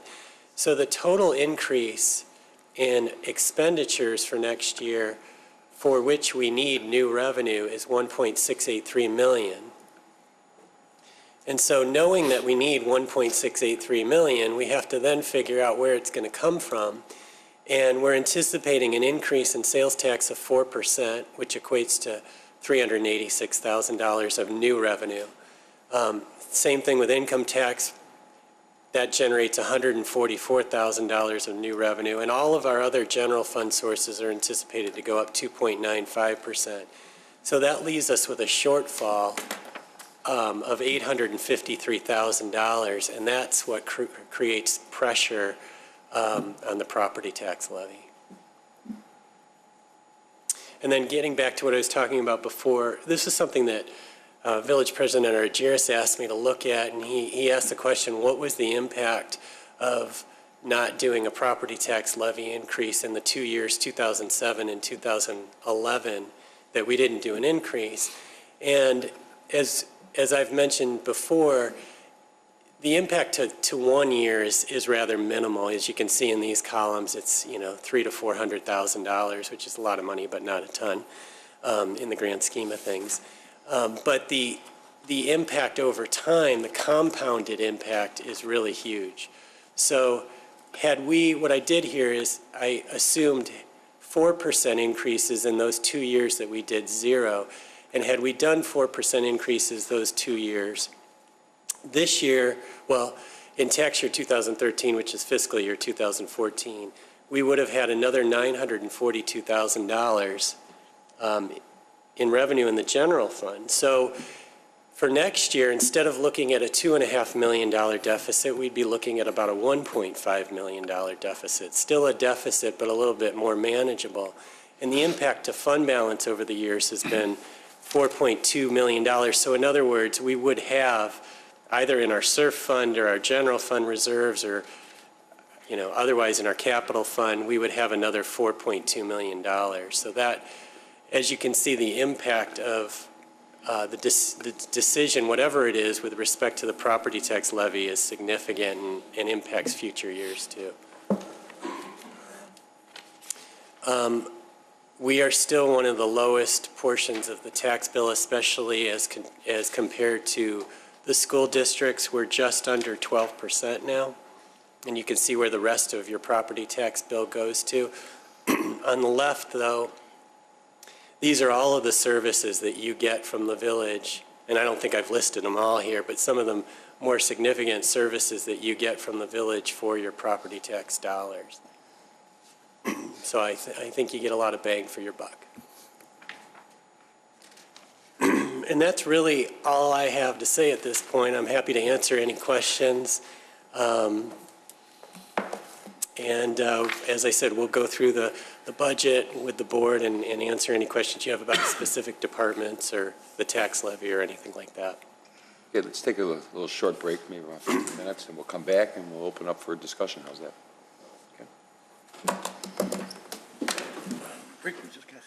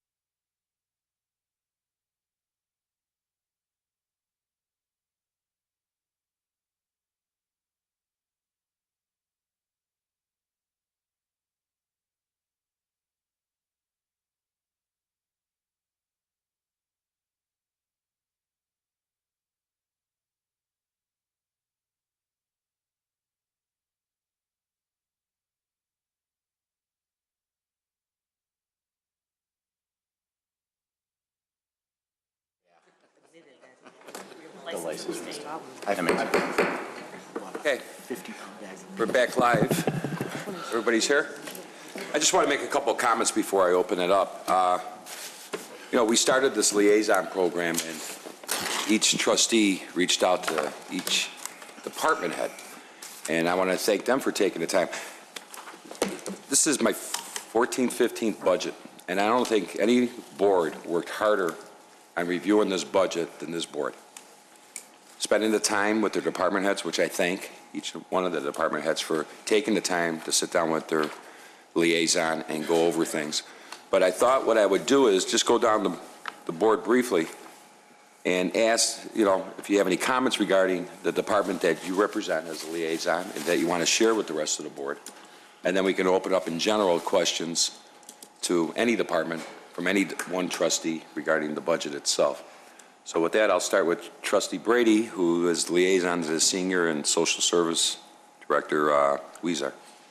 And to be honest with you, I had the easiest job of everybody because there's nothing there. I mean, if you want to talk pennies, that's about what you're going to get out of these two services. Social services, there's two counselors, half of Sherry's salary is in that portion of it, and in the senior center, her other half of her portion is there. Other than that, we've got the two counselors, and I think there's a third crisis counselor who is paid for partially by a grant. So. In that end of it, and the two social workers that she has were the ones that one came from the fire department and one came from the police department, and there's nothing there because I tell you, I've seen the police department social worker in action firsthand with one of my neighbors several years ago when there was a problem with one of their kids. And I tell you, this guy to this day still sings their praises about how helpful they were. So we can't touch that. As far as the seniors, everybody's part-time. They're all volunteers or part-time. So if you want to get into the $13,000 or $14,000 we spend on them for some activities every year, there's nothing there. I tell you, we're getting such a bang for our buck out of those two departments. There's nothing there. Believe me, I really, you know me, I don't like wasting money. And this isn't one of the places we are. Thank you. Thanks, Ken. Trustee Kruger is liaison to the Finance Department. I know she's had many lunches and meetings with Mr. Monashane. I have, but I would venture an argument with Trustee Brady with Michael's group of 8. There's absolutely no fluff in this budget, and I couldn't see any other place within the Finance Department at all to try and find some way to save. Michael runs a very tight ship. And as we've all seen in all of your, years of budget experience, but in the 2 that I've been here, this is my second one, and this is a tough budget for us to attend to this year. And I'm certain that each of the board members have are going to say pretty much what Trustee Brady and I have just said, that, we looked over each of those budgets with you and just can't seem to see where we can plug holes. There are no holes in this one. So I'm thoroughly pleased, and it was a pleasure to meet all of your staff. It didn't take long because there's few people, but you do a lot with a little, and I think that is commendable. So, thank you. Thank you. Trustee Hare is liaison to the fire department. I can't agree more with my colleagues, but Keith, meeting with him, I'll tell you what an exceptional individual, knowledgeable, informative. He had requests that he wanted to have passed along, but he gets it. We went through the budget, we talked about stuff. He tried to sell me toilet paper, but I said I wouldn't buy it. Was it non-combustible? Well, yes, it Single was. ply. But anyway, I do appreciate your efforts, Keith, and thank you so much. Trustee Hein is liaison to Public Works Director Stavros. Thank you. I think one of the best approaches I've seen in a long time in government, and I've been involved in the Village of Wheeling for quite a long time, as a lot of people know, is the liaison program. It really gave the trustees an opportunity to sort of get in the trenches a little bit. We all participate in all the different departments, but when you're delegated to a certain department, it gives it a little more credence. So when we first got elected, he looked at me and I saw the gray hair and everything, so he thought I should perhaps be in the senior department, so I did that. And then when he decided to reshuffle, because he wanted the trustees to be involved in different departments and so on and so forth, he asked if I would go into the Public Works Department. And knowing Mr. Stavros ever since he was about 12 or 13 years old, I thought that was a good opportunity to get back into it. And I was quite amazed at the professionalism in that department and the work that went into the budget. And I thought they did an excellent job, and Mr. Stavros brought me up to date. We spent a day and a half going to the different places all over the village, brought me up to date rather quickly. But I must say that the liaison program is a wonderful tool to be used so that we all get an opportunity to work with you folks that are in the trenches and represent the community. And I was quite taken back by the work and the amount of work that's being done by so few people in the Public Works Department. And I think that's true throughout the village, so thank you very much. Thank you. Trustee Vogel is liaison to Community Development with Director Janik. Probably it was interesting. I learned a few things that I really didn't know, but the biggest revelation that came out of my meetings with Director Janik and the community area there was that Director Janik is a closet Packer fan. I never knew that before. So once I found that out, we got along just fine. I offered him the moon. He accepted what he realized, difficult financial times right now. And I think he's doing a great job with what he's got. I stressed to him that I think that it's very important that we continue with code enforcement. And we had a little discussion about that, and that'll continue. And I would sure like to see us down the road be able to give him more help in that area. But I think everybody understands right now that's not possible. So we'll move forward with what we got, and I think they'll continue doing a great job for us. So I thank him and the people I met with that day going through the budget. Thank you. Trustee Lang is liaison to the Police Department with Chief Benson. It's a great opportunity to, I've gone out on with the Special Forces group and really got a understanding of what they do at night around the village, and even prior to that with the fire department, gone on fire calls, and you get a huge understanding of putting yourself in their boots for even an evening of what these guys go through. And it's so hard to say no to more people or more equipment. It makes it really tough, this part of the job, saying that we just can't afford those things right now. But you really see, being out there with these guys, you really see how you can make their job easier by providing more things. And you know, I hope we get to a point where we can start doing that in the near future, is adding to more men on the street and allowing them to do their job better. But it's been a great experience. It's I really I'm happy to have been part of it. Okay. Thanks. Thanks, Ray. And again, I want to thank everybody for being excited about it and buying into that program, because I think it's important. And I truly believe that the department heads welcome that. You know, it gives everybody, it's easy to look at the book and look at dollars and everything else, but when you're actually there and you get it, what it's all about. I'm liaison to the Economic Development Department. You talk about two dynamic, in my opinion, people with Drew Garcia and John Melantefe. You walk in that office, and I walk into the office probably almost every day, and the phones are ringing, and people are having meetings, and we're brainstorming, and John and I on a Saturday night are texting each other, hey, I just met this guy, follow up on a call here, he's interested in coming into town, and just that energy that's happening on the second floor here. And you know what? It's important to me.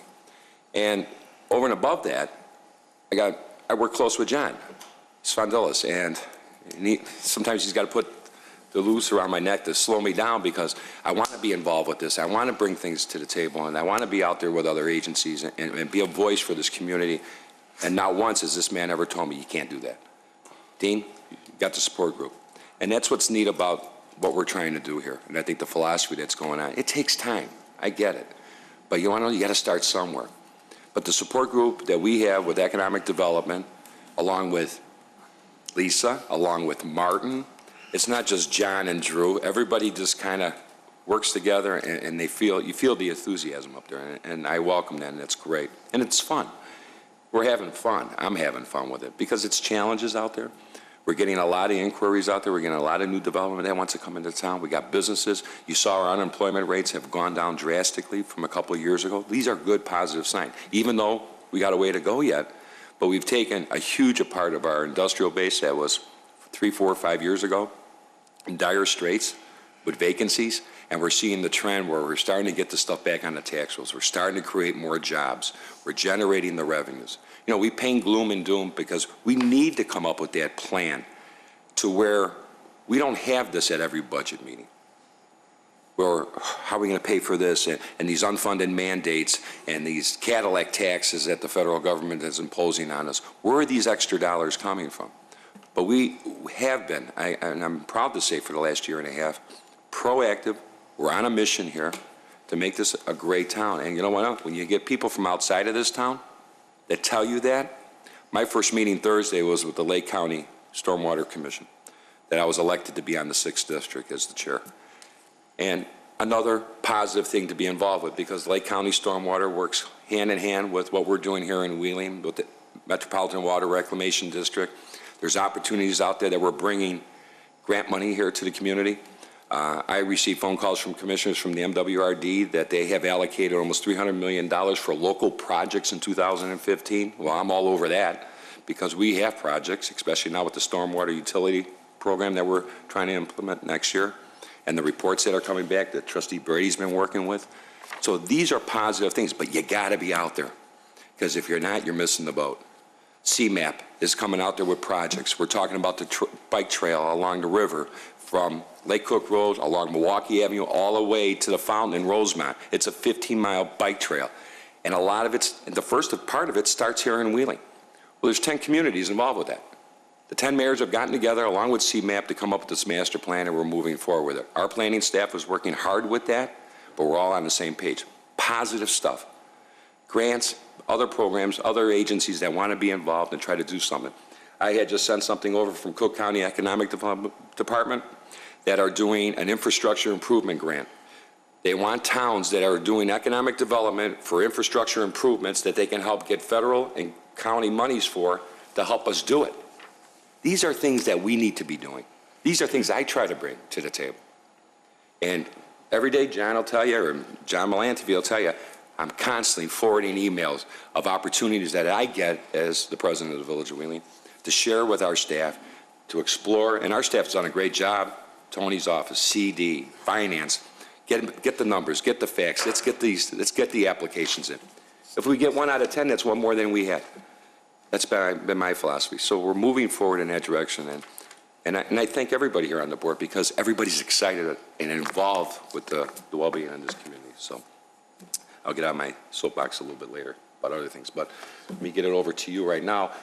Do you want to open up questions, if anybody has, to any particular department head? Yeah, I think just a general question. Item on the budget?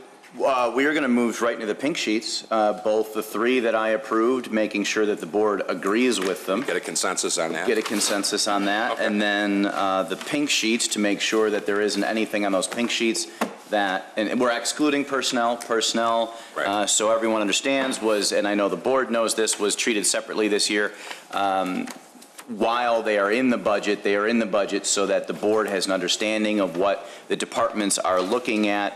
But I want to take next year to do a bit more in-depth of a study on exactly what services are, what personnel it takes to maintain those services, and that way we can have a larger discussion about personnel in general. Thanks. I think, everyone has heard that each department is understaffed, and I think that in the end, that's what we're going to conclude. However, I think the only way that you can really make that conclusion is to do a formalized needs study on our labor force.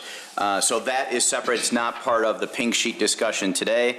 Well, let's do the expanded. There's what, 3? There are 3. Okay. The first is the CVB. Michael, can you put that up just so everyone has a reference, please?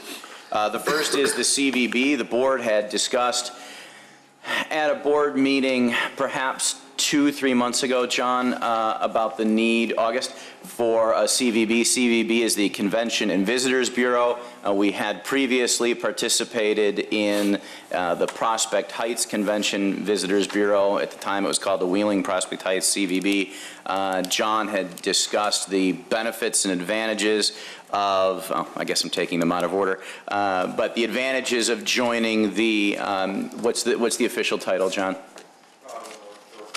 Chicago North Shore Convention and Visitors Bureau. The board at the time had agreed that this is important. Certainly, I agree that this is important. This is one of those items where it takes money to make money. If we really want to attract quality development, number 1, and number 2, attract users to our facilities, shoppers to our stores, diners to our restaurants, we need to be seen on a larger scale. That is the intent of this item. John, is there anything that you'd like to add specifically? Thank you, John. The mission of the Convention Bureau is to promote awareness of our hotel facilities and encourage patronization to Wheeling's hotels, as you mentioned, our restaurants, our nearby businesses, to bring more conventions to our hotels. The Westin Hotel has the largest facilities to accommodate those needs. The Westin Hotel was behind this effort. They have never been a member of a CVB, and they really think that that is necessary moving forward to maximize the potential of that facility. Let's go one item by item. Let's go one by one. Any questions, concerns from anybody? Just Ray? a comment on that. Prior to the Westin, we really didn't have a convention center, and it didn't make sense to get into attracting people to come here for conventions. But now that's such a huge opportunity as a convention center, and I really see it's important to promote it as much as possible. I know this is already kind of planned to be signed off on, but I really want to endorse it as well. I think it's really important at this point that we do something like this. Actually, Trustee Lang, you bring up a very good point that I missed. Thank you. All 3 of these are already included in the budget. So once they get my signature and on the pages before you, when they're white, that is already included as part of the FY 2015 budget. So if you were to decide not to do something, you are saving that money. By saying yes, in this case, to the CVB, you are not adding $114,475 to the budget. It's already included in next year's budget calculation. Thank you for agreeing with me on this one, then. Anybody, Trustee Kruger? Yes, thank you. I have a question for John. I understand the concept of it takes money to make money, and I understand about advertising and that this is we've seen the presentation, it's a great idea. But without it, what has the Westin been doing with regard to providing, I mean, I see them busy all the time without the advertising. You know, they've got their grand ballroom is booked all the time. There was a pinball convention. There was the golf. I mean, they're doing well. But does that mean that they still have a lot of vacancy and they'd like to fill up for the whole year? These are very good questions, Trustee Kruger. The hotel market was in pretty hard times over the last few years. The hotel changed ownership. A new group came in. They own about 80 Westin hotels across the country. They really have not maximized their occupancy during all days of the week. Obviously, the weekends are very busy, the restaurants out in front, but they still can increase their occupancy. And by going after different trade shows and conventions, to maximize every minute that space is occupied and bring in conventioneers and trade show attendees, they really see this as something that is necessary moving forward. And they only have a staff of a couple people. The Convention Bureau has a lot more resources as marketing the region of the North Shore to groups within about a 300-mile radius of their base. And so we see this as bringing in, conventions at all day parts and weekends and evenings, and it's something that they really pushed hard for the village to get involved. And again, one of the reasons we never had one is we didn't really have the type of convention facilities that are provided at the Westin. I can tell you that from a corporate perspective, I've seen the bill from my day employer's annual meeting, which they hold at that Westin. And I wonder about other corporate organizations. But my question after your explanation might be, does the CVB and their staff then take part in some of the event planning work of maximizing all that occupancy? Yes, they work very closely with the Westin, and they actually attend trade shows in other states to market the North Shore and all the different facilities and amenities that we have, and the tourist attractions and so forth. And our hotel revenues are probably exceed $900,000 a year, so we want to maximize those hotel revenues to the village of Wheeling. And we think that in order to make money, we've got to spend a little money, and this is something that's critical to the future of the Westin and our restaurants and our retail facilities in Wheeling. Very good, thank you. Thank you. Can you add to that, John, maybe separate and apart from the Westin, what the benefit is to the community and maybe why this is our problem? I mean, you touched on that certainly when you talk about people coming into town, but it isn't just the Westin. That's correct. We have other hotel properties. For example, if the Westin is full, we also have Wheeling's famous Restaurant Row.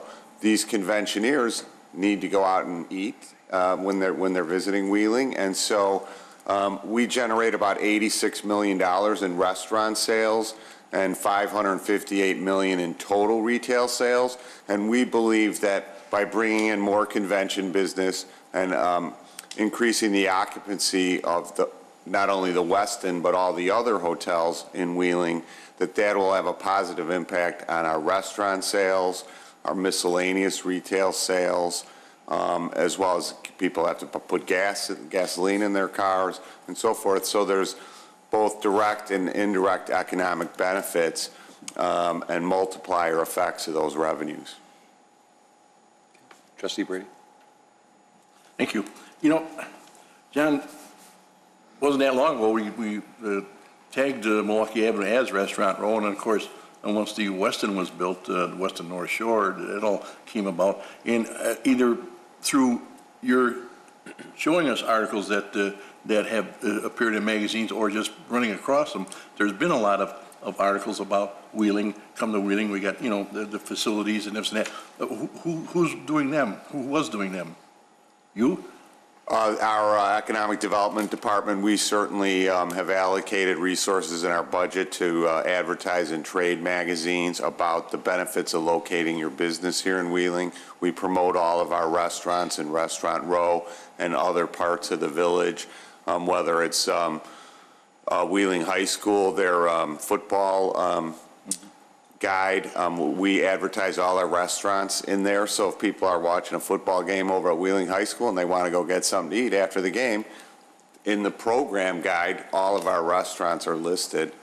And so we've certainly been trying to get the message out there about all the great restaurants that we have here in Wheeling. I've seen some of the articles, and they're very nice. They're very, very well done.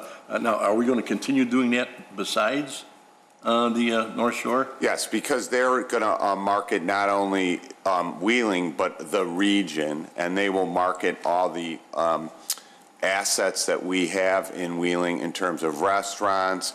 They'll even market our historical society and some of our football, Wheeling High School, and events that are going on in Wheeling too. They have a website that highlights all the things that are going on in the North Shore. They host a lot of networking events, and they'll be working very closely with our hotel properties in marketing those properties to trade shows and conventions and overnight hotel guests through their website. I think our school districts can use a little positive, advertising, so thank you. You're welcome. Trustee here. Thank you. Hey, John, real quick, with success comes more parking problems. I mean, the Westins approached us to assist them to advertise their facility. And anybody in this room's going over there, there's so many cars. What's the Westin going to do, or what's in the media plans to deal with the parking situation over there? Because we're going to bring all these people there, but they're going to have no place to park. That's a terrific question, Trustee here. We've been trying to address this very proactively. We met with the new owners prior to them taking possession of the hotel and talked about some of these issues. We also had a significant amount of vacant retail space out in front of the Westin Hotel, which we have taken steps to lease that space to Spears Bourbon and Burgers, Subway, Postnet. We've got Dunkin' Donuts coming in. The owner is going to build a new building that will house 2 restaurants. So we've reached out to the ownership of the Westin to talk about a long-term parking solution, because there's many ownership interests, whether it's the hotel itself or the Prairie Crossing Shopping Center out on the pad. And so we have talked to the owners about addressing parking now, particularly with some of these new retail and restaurant facilities coming in out in front of the hotel. We've looked at shared parking arrangements with the office complex to the north, on the north side of Lake Cook Road and Milwaukee Avenue, that they could have all their employees park up there. And others, we've looked into a site across the street, the possibility of the hotel purchasing it, or a partnership, public-private partnership with the village to address parking on a long-term basis. And they've been very open to that discussion, and they're having their own internal meetings about what their specific objectives should be. But in a timetable, though, because the more we put there and there's no parking, again, we go back to, it's going to become a headache, and then you're going to turn people away. They're going to say, I don't want to go there because there's too many cars. I can't find a place to park. So on one hand, we're becoming successful. On the other hand, so you say you have all these talks, but in the short term, to answer my question, how long do you think it's going to be before anything comes to fruition? We have a pretty short and long-range plan. The short-range plan is for the new ownership to come back to us with their objectives and what their financial commitment might be in terms of a parking deck, maybe a two-story. There's a couple of pads that still remain undeveloped, one of which is going to be this building with 2 restaurants on it, but in the kind of the northeast quadrant of the site, there is a pretty large area that a parking deck could be facilitated on that property. And I think we also look at all the extremes. The weekends obviously are very busy, but you have to look at each, weekday and the utilization of the parking. I know our police department has looked at parking utilization over there, and everyone wants to park near the door, let's face it. But if you look at the northeast section of the hotel property, there is parking back there, even when it's during some of the extremes. But it's in the best interest of the owners of the Westin to address parking on a short-term basis as well as a long-term basis. So the short-term plan was shared parking. Long-term plan is to maybe build a deck or buy additional land nearby. And we reached out to them in August when this subject came up, and they were going to conduct internal meetings, and they are to get back to us. And then managers Fondilis and I have met with the owner of Prairie Crossing Shopping Center to look at the parking needs today and what they're going to be in the future. And we plan to work with TPG, the owners of the Westin, to address parking on a long-term basis, possibly using TIF dollars in a public-private partnership. It's going to be a couple years before any, if a parking deck were to be determined to be the solution, that would take some time to develop. Absolutely, but as long as the public knows there's a plan that's going to be moving forward, because if we keep adding stuff and keep throwing money at them and they're doing nothing to rectify the situation, then shame on us. They're even researching renting spaces from the office buildings across Lake Cook Road for employee parking and busing their employees into the Westin, which would open up a significant amount of spaces. So that's kind of more the immediate, and that's another thing that we're working on. Well, thank you. Trustee Hein? Thank you. I think we have to look at this as an investment into the long-range plans of the Village of Wheeling and the other taxing bodies and the other entities we have. We have the Westin Hotel having the hospitality center. We have a major player in with the Chicago Executive Airport. We have Restaurant Row that has proven itself to be a destination entity and people coming to Wheeling just for the restaurants alone. And now we all have the Park District putting in this wonderful park facility over here and expanding the water park. And what we're doing here is we're actually creating a much larger destination center for the community, generating taxes and so on and so forth. So I look at it as an investment in doing that. And I also think that perhaps we should be looking probably next year or whatever into these entities also participating in the amount that it's costing to join this. The Park District surely wants to attract people to use their facilities. They're making another major investment in the water park in the next year or two. So those kinds of things are going to make us more revenue producing, but it's also going to take and complete the cycle of Wheeling being a destination center. So we might want to think about that, to ask our partners in this to help pick up the cost of joining the convention center. Thank you. Trustee Vogel, any comments? I agree that this is important. I agree with John, you have to spend money to make money. And the Westin is a big part of our redevelopment in the village. And to publicize that to the max is what we need to do in order to get the maximum benefit out of it. So I have no problem with it. Thank you. You know how I feel about it. I think it's not just the Westin itself, but also that Lake Cook Milwaukee corridor there with future development and projects that we're proposing and hoping to get on some shovels going. Well, there is shovels going, but finally get something built over there. But I think this will help to stir that. So I'm just going to go down the road real quick, get a consensus. Madam Clerk, you want to just take roll on that real Sure. quick? Yes or no? Trustee Vogel? Yes. Trustee Hein? Yes. Trustee Brady? Yes. Trustee Heer? Yes. Trustee Krueger? Yes. Trustee Lang? Yes. President Argyris? Yes. I'm going to continue going out of order because item number 3 builds on the ideas from number 2. What website mobility means is when you go to the village's website right now, you see the full website in very small size on your phone.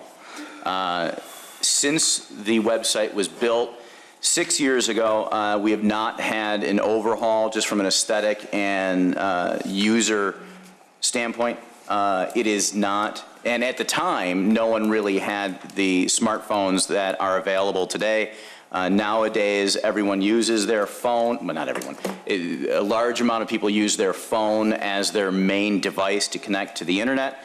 And because our website is such a focal point of business, we thought it was important to be able to translate all the information that is on our website into a format that works on a phone or a tablet. This is certainly not integral, but in addition to, because it's a completely separate website, just so everyone understands the background of it. In order to make a website formatted to a mobile device, you have to recreate the entire website. So whether that's a store, whether that's anything, an entity, they have 2 distinct websites, even though they look the same. So part 1 of this is to make it mobile friendly. Part 2 of this is to give our existing web page a facelift. These are not things that can be done in-house. Website design, maintenance, and hosting is something that needs to be done by those that have the tools and the expertise to do it.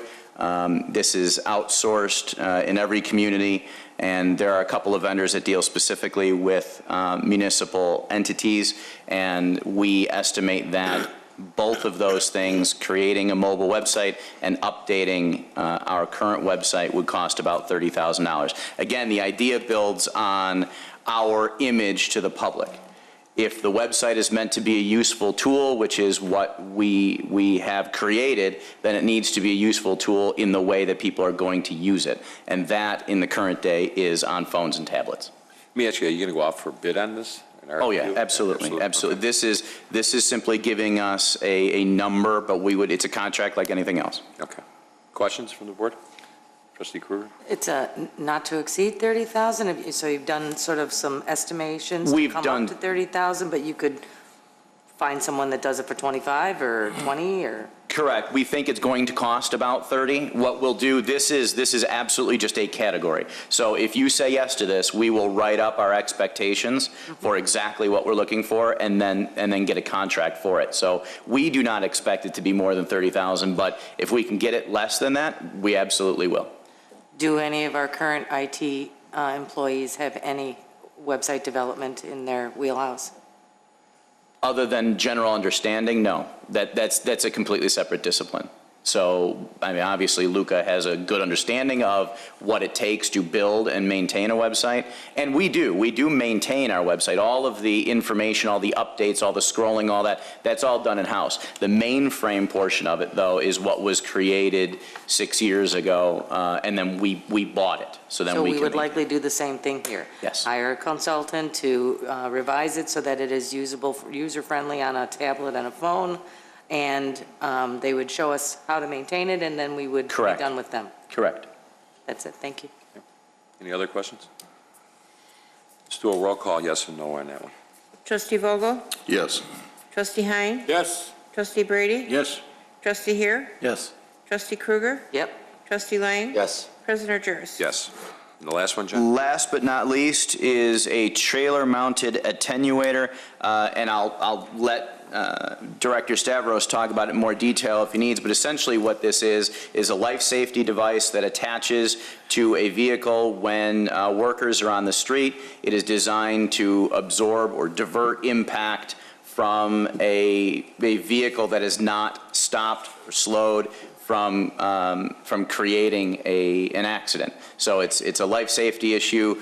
Tony, do you want to? 17,000 is the dollar amount on it. Right, and I figured, you know, this is one of those things where for $17,000, I don't know how I could say no to a device that could very potentially save a life, especially when you consider what happened to Officer Parr in the last year, where her injuries were caused by a driver who did not stop and rear-ended her vehicle on a traffic stop. So obviously this isn't for the police department, but when you talk about what Public Works does, then has bodies physically on the street, this is meant to help save a life. This is a little bit different than what you may be used to seeing on the road. You normally would see, or you're used to seeing, IDOT trucks, county trucks, with a large, looks like a yellow balloon, shall I say, behind it, mattress, and it folds down, okay? This is a new technology. This is a long trailer. It's on two beams. There's nothing in the middle, and it has a bumper in the end. And of course, it's hooked to a 2.5-ton truck, 10,000 GVW or larger, and it's designed. Actually, design is through like NASCAR's technology nowadays, where their frames are built in such a way that when they hit a wall, that the frames absorb the kinetic energy. This is what this trailer does. When it's hit, the trailer collapses and absorbs the kinetic energy of the vehicle that's hitting it, rather than those yellow mattresses. If it's hit, and normally about 80% of the time, the front part of it, what we would call the A-frame that connects to the vehicle, is salvageable, and then it's just you buy the rear portion and rebuild the rear portion of the trailer. That's it. Questions? Well, if someone hits it, it's a win. But how about, so you said they're pretty repairable as well? Well, they can be repaired unless somebody hits it at a great speed. I mean, there's extremes to it, like anything else. But our people are on the road every day. This wouldn't be like for in a subdivision or something like that. This is where our people are on the main highways, Milwaukee Avenue, Dundee Road, Lake Hook Road, and we're at least once or twice a week on those roads, especially if we're putting banners up. We're on those roads 3 or 4 or 5 times the entire week, putting those up. And at night, we have a lot of people that come through town. Some of them may be impaired for whatever reason. They don't see well, and our people are out there. And it's a dangerous situation to put our people in, and it's just one more safety. Okay, how about roll call on that one? Trustee Vogel? Yes. Trustee Hein? Yes. Trustee Brady? Yes. Trustee Here? Yes. Trustee Krueger? Yes. Trustee Lang? Yes. President Juris? Yes. Okay, John? Okay, the other items, perhaps this will go a little more quickly. These are the ones that I did not sign. How would you like to do this? Do you want to go one by one? Does everyone has Did seen everybody the see the list? pink slip? Did anybody want to revisit the pink slips? I think everybody gets it. We get it. Okay, So- good.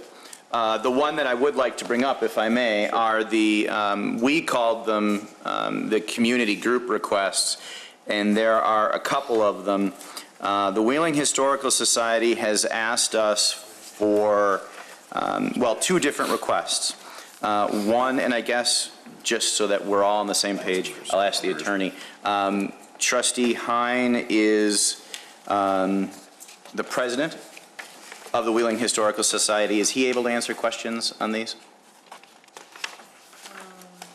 Or I can just do my best to do my best? Okay.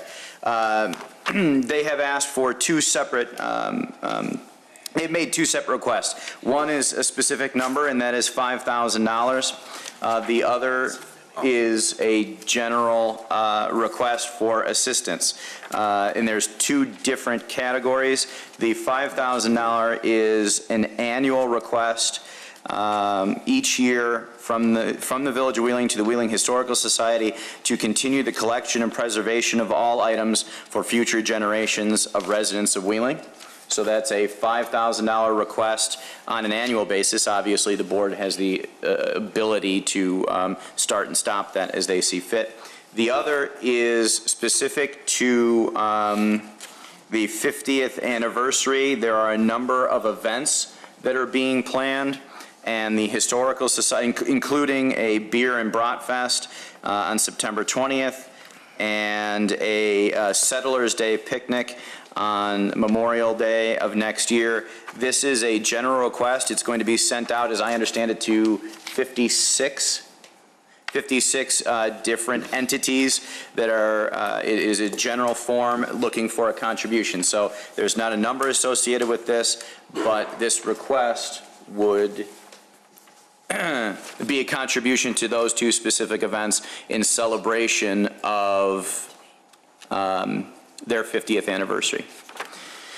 The other one, and we'll come back and talk about that one specifically. The other one is we saw a presentation last week about Dollars for Scholars.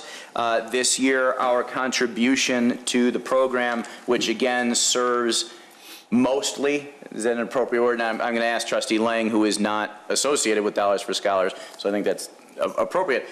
Mostly impacts Wheeling residents. When the scholarships go out, most of them come to residents of the Village of Wheeling, even though Prospect Heights' name is associated with Dollars for Scholars. Well, I wouldn't say that most of I don't have the figures for what the residents of Prospect Heights benefit from this, but I did have the figures, and I gave them last week, the $87,000 that Wheeling residents specifically have benefited from. $89,000 to 20 students from Wheeling since 2009. So the request, again, is a general one to make a contribution next year to the program itself versus just our attendance, which comes with a ticket cost. So that is also a request for whether we would like to participate on a larger scale. And I believe that the Prospect Heights Dollars for Scholars is thinking about if we participate and partner with them, that it would become the Wheeling Prospect Heights, or they would amend the name in some way to show our partnership. Yes. Okay. So again, that's a request where what I have here are sponsorship levels from $500 to $2,500. I think if we're truly going to partner with them, we're looking for at least $2,500. That's the request. So I'll go with that number, but it could be anything the board deems. So 3 requests. Which would you like to start with? Historical Society or Dollars for Scholars? Dollars for Scholars. So I would say that the request is $2,500 from Dollars for Scholars. Is that correct, Trustee Lang? Yeah, and you had gotten paperwork from them, actually a full request. And so if that's what they were looking for on there, that it seems like a nominal amount, but that is correct. Okay. Roll call on that, yes or no? I have a question. Oh, I'm sorry. Is this an annual contribution or one time? It could be an annual. They would like it to be an annual, and certainly if we partner with them, there would be an expectation that it would be annual. However, we could back out at any time. There's no obligation on an ongoing basis. It's non-binding. Thank you. And does this set a precedent to other organizations that might be looking to the village for contributions? That's an excellent question. I think that possibility is there. Yes, I think there are a lot of organizations that could specifically pinpoint their benefit to the community. In the past, Michael, was that number, if I recall, somewhere around $200,000? Is that right? Yeah. In the past, we had about $200,000 of money that we divvied up among maybe 7 or 8. More is that right? Probably. Different agencies. And it was kind of discretionary. It was, well, okay, this year we'll give this group this much money. That totaled about $200,000. This is certainly opening the door for that. When did we stop doing that? When the recession, well, we started way thinning before it that. out before About that. 2004, probably, Yeah. 2005. Certainly, these are both local groups. A lot of those organizations were national organizations that had a local chapter. Girl Scouts and all these CETA. Got it, Correct. Omni, Omni. You Omni know- used to get $100,000 a year from us. Yep. And there was direct results to and service to the residents of the village. These two are a little different. They would have our names on them. I mean, it's the Wheeling Historical Society. Dollars for Scholars would be named somehow to include our partnership. But I think the answer to your question is yes. Trustee Brady? What other private, non-for-profit organization does the general fund contribute to? At this time, none. Other than memberships, like to the chamber and who else?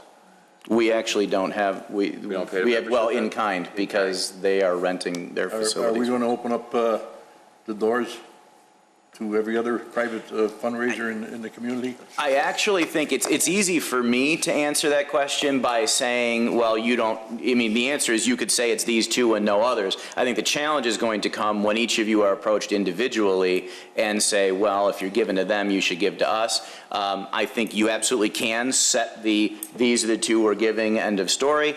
But yeah, you are opening the door. And is this Dollars for Scholars in any way related to Prospect Heights or Absolutely. This would be a partnership with Prospect Heights. so this isn't private then, it's a public? Dollars for Scholars is a Prospect Heights function, right? Well, it is a local chapter of a national organization. Dollars for Scholars is the title, the organization is a national thing. All over the country. Right. I'm not against giving money for good causes, and certainly scholarships are very good causes. I just don't want to get to the point where every entity around here that does good things is going to be coming marching before us here looking for money. We have enough trouble hanging on to it. Trustee Hein? Thank you. You know, one of the things that the village of Wheeling has always participated with anything to do with scholarships for different functions. We as individuals participate in everything, and I see it as a direct approach to giving some scholarships to some worthy children that are going to our schools. And we're all in the same school districts and so on and so forth, so I treat it as a regional type thing, and if we can help some kids to get an education or participate in a higher level of education, I think we should do that. And I also think that we should be looking at different items that come along to this board that benefit our community as a whole. And I'll speak to that when society comes up. Okay. Trustee here? I'll just save my comments to the Historical Society one. Thank you. Okay. Anybody else want? Let's do a roll call on this. The only thing I would ask is, you know, we do a lot with the chamber, in kind or what have you, and support staff. And one of the things that I've tried to do, as well as John and Drew, is to try to get Prospect Heights motivated to be more motivated with the chamber. I mean, their name's on that. And I will continue talks with the mayor over there to say, you know what? It shouldn't be all on Wheeling. Your name's on that chamber. And we need to get a better participation out of your city council and your city. And unfortunately, it's not. So just keep that in mind in the upcoming year. We support the chamber, don't we? Big time. Well, why can't we make that contribution through the chamber instead of directly from? Or the school. You know? Well, by support, do you mean financially or do you mean operationally? Both. Financially, we do not contribute to. Other than their programs we contribute to, that we go to, their golf outings or stuff like that. Correct. Yeah. Correct. As a consumer, but as an operationally, organization, we do not contribute any money to them. But as the village president said, if it were not for John Malanaphy and Drew Garcia, that chamber would not exist. A lot of support staff there, which is a good thing because it's really done a 180, the chamber, in the last year, Sure. as you all saw at the taste and everything, so, sure. I have one more question. Dollars for Scholars, students that are in Wheeling High School in particular, and then I'm assuming Prospect High School for Mount Prospect. Are they contributing to this 501c3? Are you asking about the city of Prospect Heights? I'm asking about the schools or the school district. the schools. School District 214, are they contributing to this organization? I don't believe so. I think it's more of a, the contribution from the village and from whatever Prospect Heights does for this is pretty minimal. It's more of the fundraising efforts of the community that are at stake. And it's an opportunity for this group, the Dollars for Scholars, to expand into Wheeling businesses and Wheeling residents to support it. Folks like us and people in the audience to come out to their events and support it, and that's what they're really looking for, more than the $2,500 from the village or the city of Prospect Heights. That's just a small fee. It's such a nominal fee, and I hate to labor over it. I just want to make sure that, what this does is open the door for this organization to approach Wheeling businesses to get more money, because from the video, 100% of it goes to the students. 100% of everything collected goes. It's a volunteer organization, Right. correct? Yes, so- Which is pretty amazing for organizations to Yeah. give it all back. And in this case, it's just an opportunity to, you see how many Wheeling residents have benefited by this, and we didn't even know. I mean, they just did it because it included Wheeling High School. And it was nice to see that. That's a huge number over the past few years that Wheeling residents have benefited from. And anything we could do to help that effort, and maybe we get it. This is an opportunity to kind of look at this, what Prospect Heights is actually doing with Dollars for Scholars, and say, suggest changes, or suggest that maybe we combine efforts with the chamber or something. But just look at it. It gives us an opportunity now to look at it and say, we can make it better, or. And a lot of those events are at the airport. They have it at. There's an Hangars event, there. yeah, there's an event coming next up week. Next week. I mean, so it's being held at the airport too. So you're getting that attraction, that destination spot where they are having fundraisers at nice hangars and stuff like that to promote. And there are ways to differentiate this from other organizations because, as Trustee Lang said, we're buying into this. So there's a bit of, I don't want to say ownership because it's not about ownership, but it is about partnership. So there's an expectation, not that we just write a check as part of Dollars for Scholars, but that, we put it on our website, we advertise for it. So in that capacity, there's a bit of an ownership angle. So I think when you talk about, is this opening the door?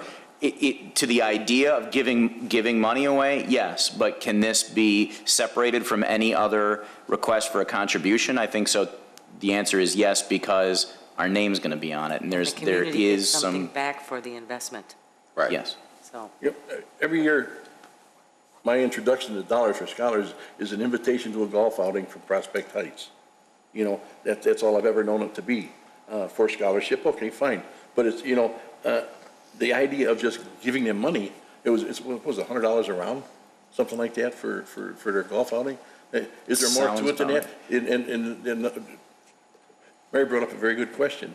What does the Prospect Heights community donate out of their? I believe they match that $2,500, but then they also have, all of the volunteers right now are from the city of Prospect Heights. I mean, the letter itself came from Bill Kearns.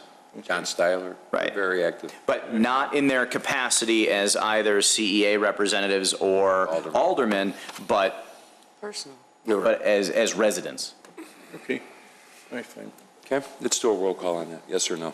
Trustee Vogel? Yes. Trustee Hein? Yes. Trustee Brady? Yes. Trustee Here? Yes. Trustee Krueger? Yes. Trustee Lang? Yes. President Burgess? Yes, thank you. Thank you. What else, John? Historical Society then had two requests, one for $5,000, which, again, the request was that this would become an annual contribution, and then the other was an open request specifically for 50th anniversary celebrations and activities. Trustee Hyde? Thank you. Let me very quickly give you an overview of the first item, the $5,000.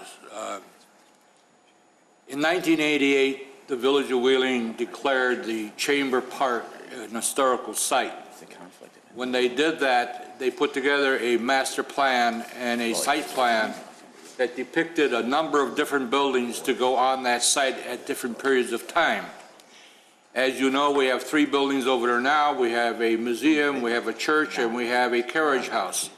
The last item that was put there was a carriage house in 1988. So you write a check? But that's okay then. The upkeep on those buildings is very expensive, and we are looking to add to that historical site over there as buildings become available. Right now, we are working on a project, and we'll be working on continuous projects to bring other buildings into that historical site. That site plan calls for 9 different site plans for different buildings to come on there. The Village of Wheeling itself gave it with 2 different ordinances, 2443 and 2444, depicting when a building was brought in that was of historical value, that they didn't have to go before the Planning Commission or anything like that because it would never meet the qualifications of the present zoning codes. So that being said, what we're looking for is some help in preserving this site. The Park District is the owner of the property. They are a governmental entity, just like the Village of Wheeling, and they can apply for what is called a museum tax, and they do. We're one of the very few organizations, and we are a non-for-profit, that has we do not have a curator. They have it in their budget for next year to have a part-time curator start and develop into a full-time curator for the Village of Wheeling. The Wheeling Historical Society has the largest artifacts in the northwest suburbs. All the other historical societies are affiliated with the villages and the parks throughout the entire area. What we're asking for is support from you folks on an ongoing basis so we can keep these buildings in shape. We are expanding our services into the schools and the libraries with school and educational processes so the children can take more advantage of those buildings over there. So, oh, and by the way, we have a website that we developed that we are getting 2,000 hits a month on, and it's being reached from people all over the world. It's quite an event. Please go on to it. Do what you can do. But we're looking for some help. The buildings are in constant repair, and we don't want to lose them. We also have the ability to maybe get something. We're working on it right now, but there is a school building that we're looking to bring over to this site, and we would be using those funds to do that also. Thank you. Manager Svendelos? If it's okay with the board, at least on this request, I'd like to have a conversation with Director Bukes to make sure that we're all on the same page. So if it's okay with the village president and the board, I can do that this week and get back to you. Paperwork on that. We don't have any paperwork on that. We got, right. The request isn't even in here. No, he just gave it to us now. Let John talk to Jan and then see what the game plan is over there. Is that okay? Valerie? Yes. Director Bukes knows about this presentation. They have the same documentation you have. Okay. I did a presentation before the park board last Tuesday. Okay, good. Is everybody okay with that? Let John figure it out with Bill, and you can get back to us. Yeah, that was the question I had about the Park District. Thank you. Okay, what else do we have here? That's it. From a pink sheet standpoint, that's it. Okay. So the next step here is basically going over where we're at on numbers and stuff like that. Is our, everything set downstairs, or? Angela just went down, so I assume that everything is ready downstairs. Everything's ready down there? All right, you got something, Mallory? Okay, let's break for lunch. I'm engaged. You're engaged? Congratulations. No, I mean. You're getting married. I hope you're engaged. I thought you were getting married. Should we vote on that? Mallory, you like to say. No, don't do it. Right there on TV. You're engaged, all right, for what? Anyway, let's go for lunch real quick. Everybody's invited in the room. Down in the cafeteria. Figure about a half hour, 35 minutes, and then we'll wrap everything up after that regarding the numbers, where we need to be, and questions from the board to the staff. Do we need a vote? Motion. A motion? Motion for that? Break for Take a lunch? break? Break for lunch? No. Nah, we're I good. don't think so. Okay. Okay. All right, so let's do that real quick, and then we'll go from there. Like any.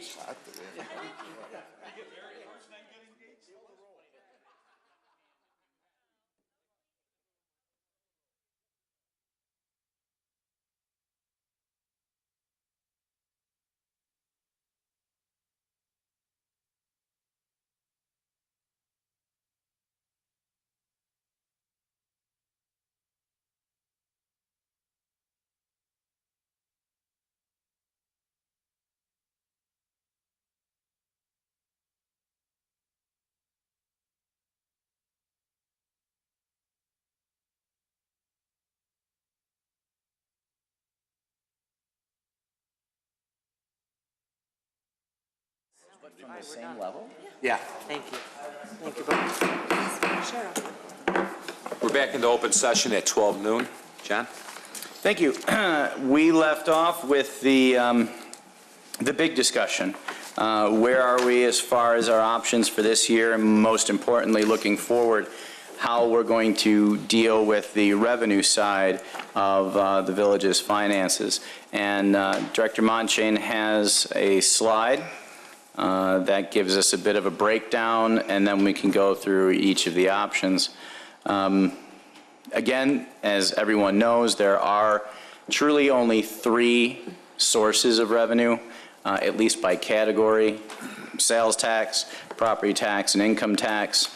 It's difficult to, if not impossible, to manage income tax. Sales tax, of course, is based on existing businesses, and that is why economic development is as important as it is.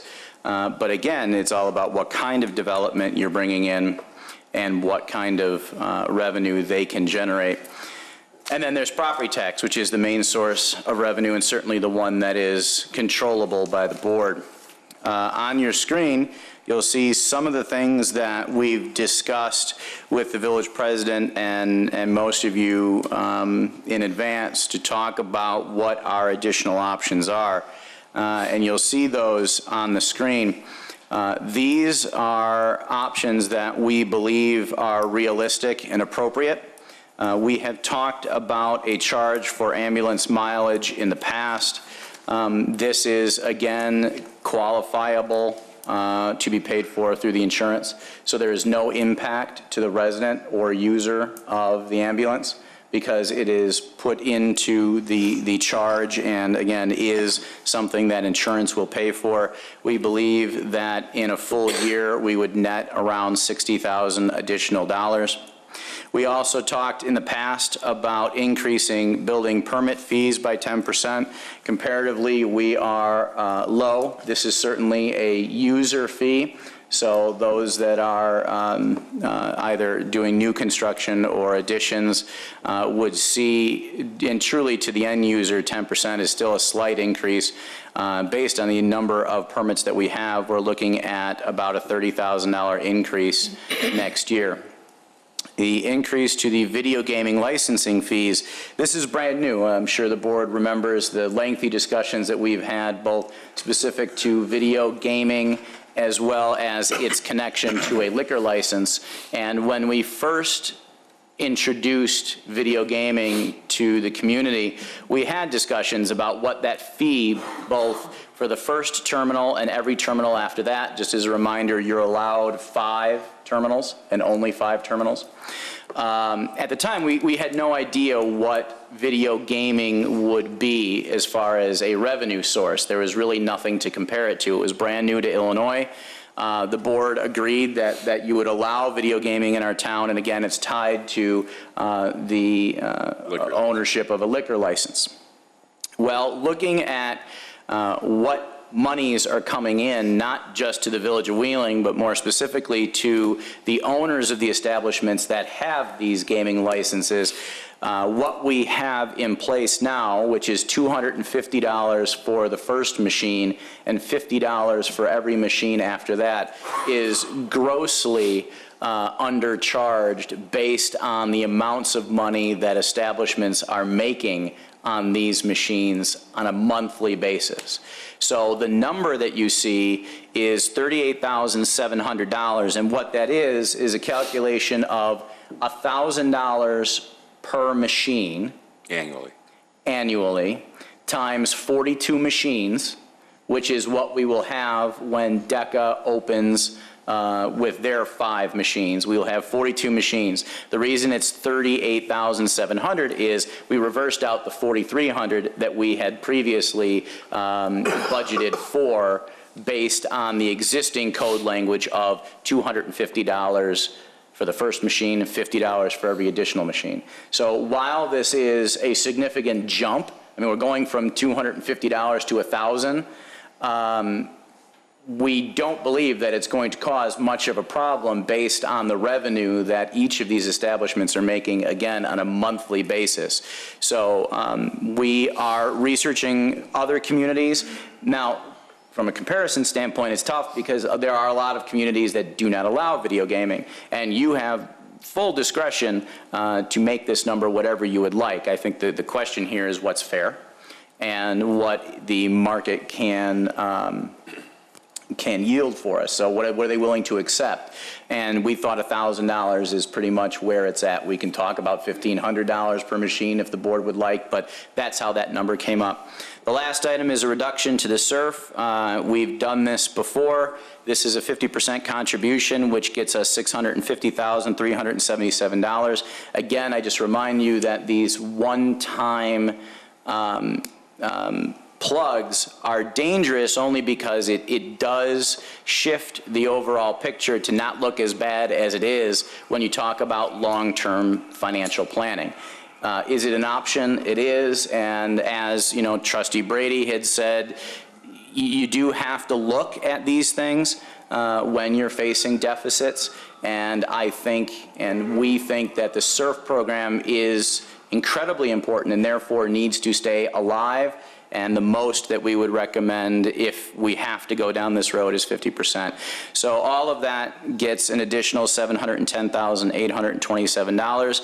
Obviously, we can talk about whether the board wants to accept any of these or all of these, and we can answer questions about any specific item on this list before moving on to the next slide. And that's what I would ask for. And again, we had mentioned earlier that we are, in the first part of 2015, are going to have a review workshop regarding our SURF, how it's funded, what needs to be funded, whether protective vests need to be in that SURF or not, or, you know. So staff is going to work on that. In the first quarter, we will be doing that as well. So with that, I'll open up based on what was presented now. Has anybody got any questions? Trustee Lang? The gaming licenses, you know, I've looked at those figures online as well, and they're pretty astounding for such a short term of what these terminals have been doing to benefit Wheeling. So is the $1,000 is that just an amount that we'll charge for now, but maybe look at it later as even increasing? Well, what I did, I asked Director Monashane to look into a couple communities similar to ours that have the terminals in their communities, and that seems to be what the annual licensing fee is for those terminals in those communities. So we were. We could always change it to go higher or True. lower, whatever, but we felt that that $1,000 figure was Yeah, probably we were in low. line where we need to be. Low in the beginning because Very we low. really didn't have an idea of We what had it no would clue. generate. And now we know. Yeah. Yeah. Okay. So, Trustee Brady? The mileage fee for the ambulances, that is something that definitely insurance companies cover, like the Medicare. ambulance call fee. Yes. How much would that add to an ambulance call? Is that, how much per mile is the charge? Per call, Chief, can you average that out per call approximately? It's going to be somewhere probably $20 a call. Okay. That shouldn't be any problem. And billing permit fees, I don't see any problem with that. I don't even know if maybe it isn't even high enough at 10%. This video gambling, though, I was always been in favor of it for the simple reason that at the onslaught, I thought that it was going to be for our existing businesses only. I didn't expect these corporations come flying in here. Fortunately, we've only got 3 or 4 new businesses that specifically came in because of this. And I felt this would be a good way for some of our long-time business owners, for them to get whole, make themselves some money for all the years that they've been in this community. And I hate to punish them. You look at the reports, you can go on the state computer program there, and they'll say, like, I think in the month of February or March, the Village of Wheeling, let's say one of the entities here took in $200,000 and some in betting during a month. They paid out X amount of dollars, then what was left was divided up, and they received a nice portion of it, but it wasn't enough that they're going to get rich, and the only one that we're hurting are our businesses, nobody else. Of course, are we getting hurt by it? Well, you know what? If they're there gambling, there's also drinking more or eating more, whatever they're doing, in any particular business they're in, and we're getting money from that too. So I don't know if $1,000 per machine per year seems a little heavy. I don't know. I'd like to see that reduced if we're going to do anything there. In other than that, I'm all in favor of just this Bleeding the Surf Fund just for this year, just to get us a little bit of a hand until we can get our arms right around this whole problem. Right. Okay. Trustee Krueger? Thank you. On the 4 additional revenue options, I'm in favor of the first one because there is no impact to the citizen. The second one, I think, will make us more competitive in the other communities with regard to our permit fees, because I do think we are low. And the increase in video gaming, I like the approach in looking for other communities that have this and what are they charging, to find out that we were in fact being really nice. Very nice. Very nice. And so I'm okay with that. I think it's a fair amount. Reducing surf is always going to be a concern of mine, especially after today's discussion. I'm glad that we're going to meet again and do something in the quarter. I think that's really important so that we can maybe get to a different annual surf contribution that might be different than the 1.3 or whatever it is that we're supposed to be doing. But all 4 of these things, I think, like Manager Spondila said, these are like one time, we can't hit these buckets again. And we really can't, which is going to force us then to address levy. And other than that, I can live with these options. Thank you. Trustee here? I'll concur with what Mary said to make things short, and we'll look forward to the next meeting in the spring. Thank you. Trustee here? Hein? I'm sorry. I'll go along with what's presented. Thank you. Trustee Vogel, do you have anything else? I agree with everything, especially the video games. If they're not making money, they won't be here with their hand out to open a business for it. The surf bothers me, but I understand it, and hopefully we'll be able to make it up. But again, I think it's imperative, too, that we meet again and really look at everything. There's things here I don't think we've touched on that we're going to have to look at and take a close look at and take care of. Or we're 5 years from now, we're going to be looking back at a bankruptcy. So we don't want that. Trustee Lang, want to add anything else? No, it's, we do say that's the surface a one-time shot, but we've been dipping into that one-time shot for quite a bit in the last few years as well. And so I'm sure we need to look at that amount and make sure that, well, perhaps the amount that we're putting in it or declaring in it right now, maybe could be adjusted accordingly. But I'm fine with all these. Okay, as well as I. So what's presented before us now, just for the record, we'll just do a roll call just to get it. Okay, trustee Vogel? Yes. Trustee Hein? Yes. Trustee Brady? Yes. Trustee Hare? Yes. Trustee Krueger? Yes. Trustee Lang? Yes. President Jers? Yes, thank you. Okay, so now we got the deficit down to $710,000. I got a couple of questions, Michael, and maybe you can help me with. Have we looked at every option regarding the levy, regarding other than just the real estate property taxes in town? Are there other, I understand there's a special recreation, also known as handicap levy. Check into that. That, sometimes there's monies that are hidden under a carpet regarding tax levies and stuff like that. The city of Elgin has something of that nature, that they actually collect additional dollars from recreational areas within your community that the city is entitled to get. I was told this by a real estate attorney the other day.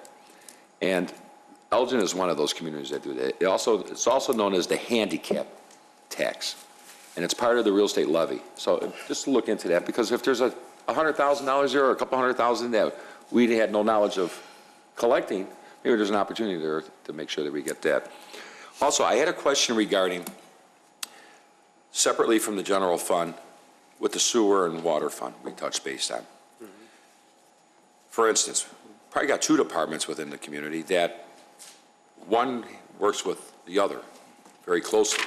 Are we taking any of those dollars from the from the sewer and water fund to offset any of the salaries in public works, engineering and CD, any of the consulting fees being paid out of that? I mean, are we actually paying for salaries out of that sewer and water fund that are dedicated to? Yes, so, all of the water and sewer related employees are charged directly to the water and sewer fund. And anything that we can charge, legitimately because it's related to the system is charged to the water and sewer fund. But in addition to that, the water and sewer fund pays next year $1,237,488 to the general fund for overhead. And what overhead is we have a formula for allocating portions of general fund expenses, in essence, to the water and sewer funds. So for instance, a portion of the village manager's salary makes up that number, a portion of my salary, a portion of HR, a portion of the building expenses and things like that. There's a formula that we have that we've used for years, and we look at from time to time to come up with that figure of $1,237,000. And that's actually one of the largest sources of revenue to the general fund, is the revenue that's coming from the water and sewer. Well, that's why I asked that, because there is probably a lot of support staff in PW that supports the sewer and water division. Absolutely. Whether it be Christine or, the girls in there, are portions of their salary taken from the sewer and water fund to help pay for it. Yes. And then in addition to that, as you already know, a portion of the debt service for the Public Works building gets paid by the water and sewer fund. Right, okay. So you have that formula in place? Yeah. Okay, well, check on this other levy revenues and see what's available. I was told Elgin, see what they got,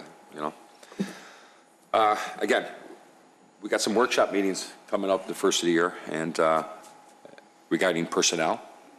The village manager is reaching out to all his department heads and doing an analysis on the structure of each department and how it works, so we have a better understanding why we have things on the books, why we have employees with titles, and what their functions are, and how it all ties into core services. It's easy to sit and go through budgets and say we need to, cut payroll. We've done that. We've done that a lot, and John touched base on it earlier. In the last 4 years, every bit of 40 employees are no longer working here, and those who remain are doing the work of those 40 employees as well. So I think fiscally, we've been very responsible in trying to do that. But again, nobody knows better than I do what the horizon brings regarding a lot of unfunded mandates that we're going to be stuck paying for.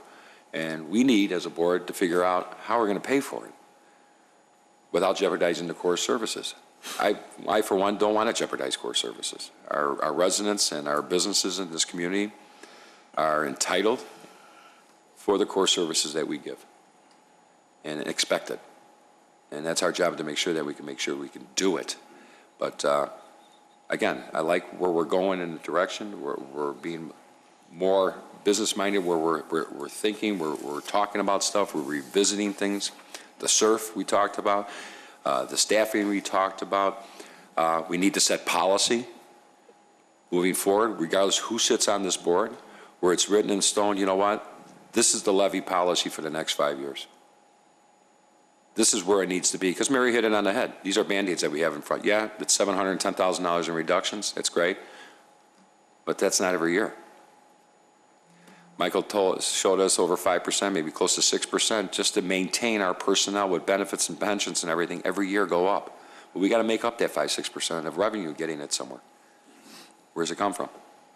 Our debt service, which I'm proud of, has gone down. We haven't accrued any more debt. We're actually paying down our debt. And you saw the numbers earlier in the presentation, that those numbers are down. These are all good, positive things. Economic development is working hard, getting a new economic development in town. It's generating dollars. But again, that won't be for 2, 3, 4 years down the road. So we need to be conscious of this. We need to work together as a team and understand it. So when we are out there and our residents say, what's going on, or regarding my tax bill, you know what? You said it many times tonight, Michael, you get a big bang for your buck on that tax bill for 11%. And it's unfortunate we make the headlines regarding our revenues and what we're doing, but I think people lose sight of, we give a lot, and you get a lot. And it seems like nobody ever questions the other taxing bodies. Those board meetings are never full with people screaming about their real estate tax bills. So, again, we need to work through this. I think the camaraderie and working together and reaching out and learning is to be applauded by this board, because you guys did that. It was a task that when we got this book, and together we worked it over and worked together on it. And really, the first quarter of next year is going to be educational and setting policy. We have to set policy on the levy. We should not be doing this 2 weeks before budget meetings. This should be an ongoing thing on a quarterly basis that we need to review, like we started to do. We need to tackle our problems prior to November and have a game plan where it's automatic. We have to. To give the core service here, you got to pay for them. It's the way it is. Otherwise, you know what? We'll create another line item on your tax bill and we'll do a fire protection district. I don't think anybody wants that. You're going to pay a lot more than what you're paying the village of Wheeling. I don't want to do that. I don't think anybody wants to do that here. So I'll open up for any questions to any department, if anybody's got anything they want to ask or something on the budget before we adjourn that you have questions on. Ray, I'll start with you. Is there anything else? Well, yeah, I mean, the takeaway from this meeting is to look to new revenues. And what we've done this year with adding Swank and adding the Des Plaines Dispatch, and then previous years even, you can count Mabison on that. Mm-hmm. Those are fantastic things that we utilized as existing spaces in the village to create some more opportunities, more revenue for the village. You go into economic, we have a lot of opportunities for shopping centers. You know, Kmart's been sitting vacant for how long, but then there's other areas ripe for redevelopment. Industrial Lane, I can't say enough about that, in areas around the airport, and even looking to the airport for some sort of revenue source as well, going down the road. So it's all about revenue, and hopefully this year, 214, with their windfall that they've had in the previous years, maybe they won't be asking for quite as much from the residents. And 21, that's who knows what they'll be asking in any kind of levy. But so we unfortunately get blamed for most of their increases. That's about it. Okay, thanks. Trustee Vogel? Nothing really, thank you. Trustee Hein? Nothing right now, thank you very much. Trustee Brady? There's more to what we do up here in this board than taxes. You know, there's a lot of things that this board works on that people don't realize. Right now, after the first of the year, we're going to be giving a presentation on the first portion of our plan for floodwater mitigation and what we plan to do for the future. I don't know how many of you know it, there's 800 homes in the village of Wheeling. They're in the floodplain. And they're paying dearly for their flood insurance. They got to have it. And if we can get a good portion of that out of there by working on projects to get the floodway and floodplain pushed back, it'll be a big thing for the residents of the community. You don't realize there's a lot of things going on that innovations that the department has come up with, materials, methods, equipment. That, you know, we say, well, we're spending money, yeah, but we're spending money to save money, and it's a big part of it. Yeah, I don't like this anymore. I hate this part of the year because, you know, I hate, you ain't the only ones that are paying these taxes. We're all paying them too. So if they have to go up, at least I think we have a better handle on what the reasons are. And truthfully, they're sometimes beyond our control. But nevertheless, I can assure you that what we're doing here is all in a positive direction. Thank you. Thank you. Trustee Kruger? Thank you. Certainly, this is my second exercise in the budget process here in the village of Wheeling. And I've heard something now twice in a row, and that is for a comprehensive 5-year plan. You said it yourself, Village President Argyris, this is mission critical. We are not in a position anymore where we can stick our fingers in holes and hope for the big box store to come and the big sales tax revenue generator engine to come here. It's not here. And the only way to do that now, we are really truly left with tackling our levy and being uber responsible about it.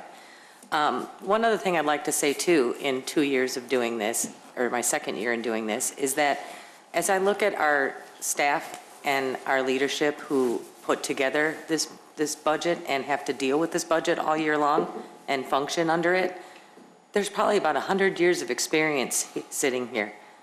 And we as a board and as a team need to trust them. They're dealing with it every single day. We see it, we make policy for it, but they're doing it every day. And I think we need to put a little more trust in our staff to, you know, and to listen to what they're asking for. I think that we've done a good job of reducing the deficit. If I compare to last year, it's about half the deficit that it was for 2014. So we've improved. That's a good sign. But now it's time as a team to make the tough choices and really do a comprehensive 5-year plan. But thank you all for your help. Trustee Hare? Should I do a filibuster? Just kidding. I have a hair appointment at 3. I concur with my colleagues, and I look forward to moving the village forward. Thank you. In closing, I just wanted to piggyback on what Trustee Kruger had said. When I had mentioned earlier, and John had mentioned, we need to come up with a levy plan for the next 5 years. Those municipalities around us that you read in the paper that did a zero tax levy is because the years when they didn't need it, they stayed with their plan and collected it anyway. That's why they're not in trouble today.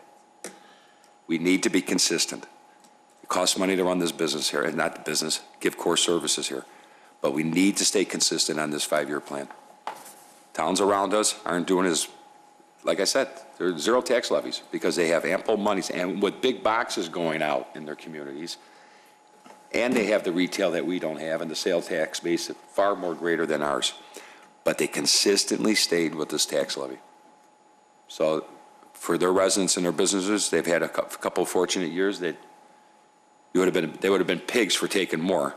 But to be honest with you, they had so much built up into their accounts that they were able to not have to do tax levies for a couple of years. So with this plan that I want to have right after the first of the year, we're going to talk about it, discuss it, get our consultant in here, see what our other communities are doing here, and stick to the plan.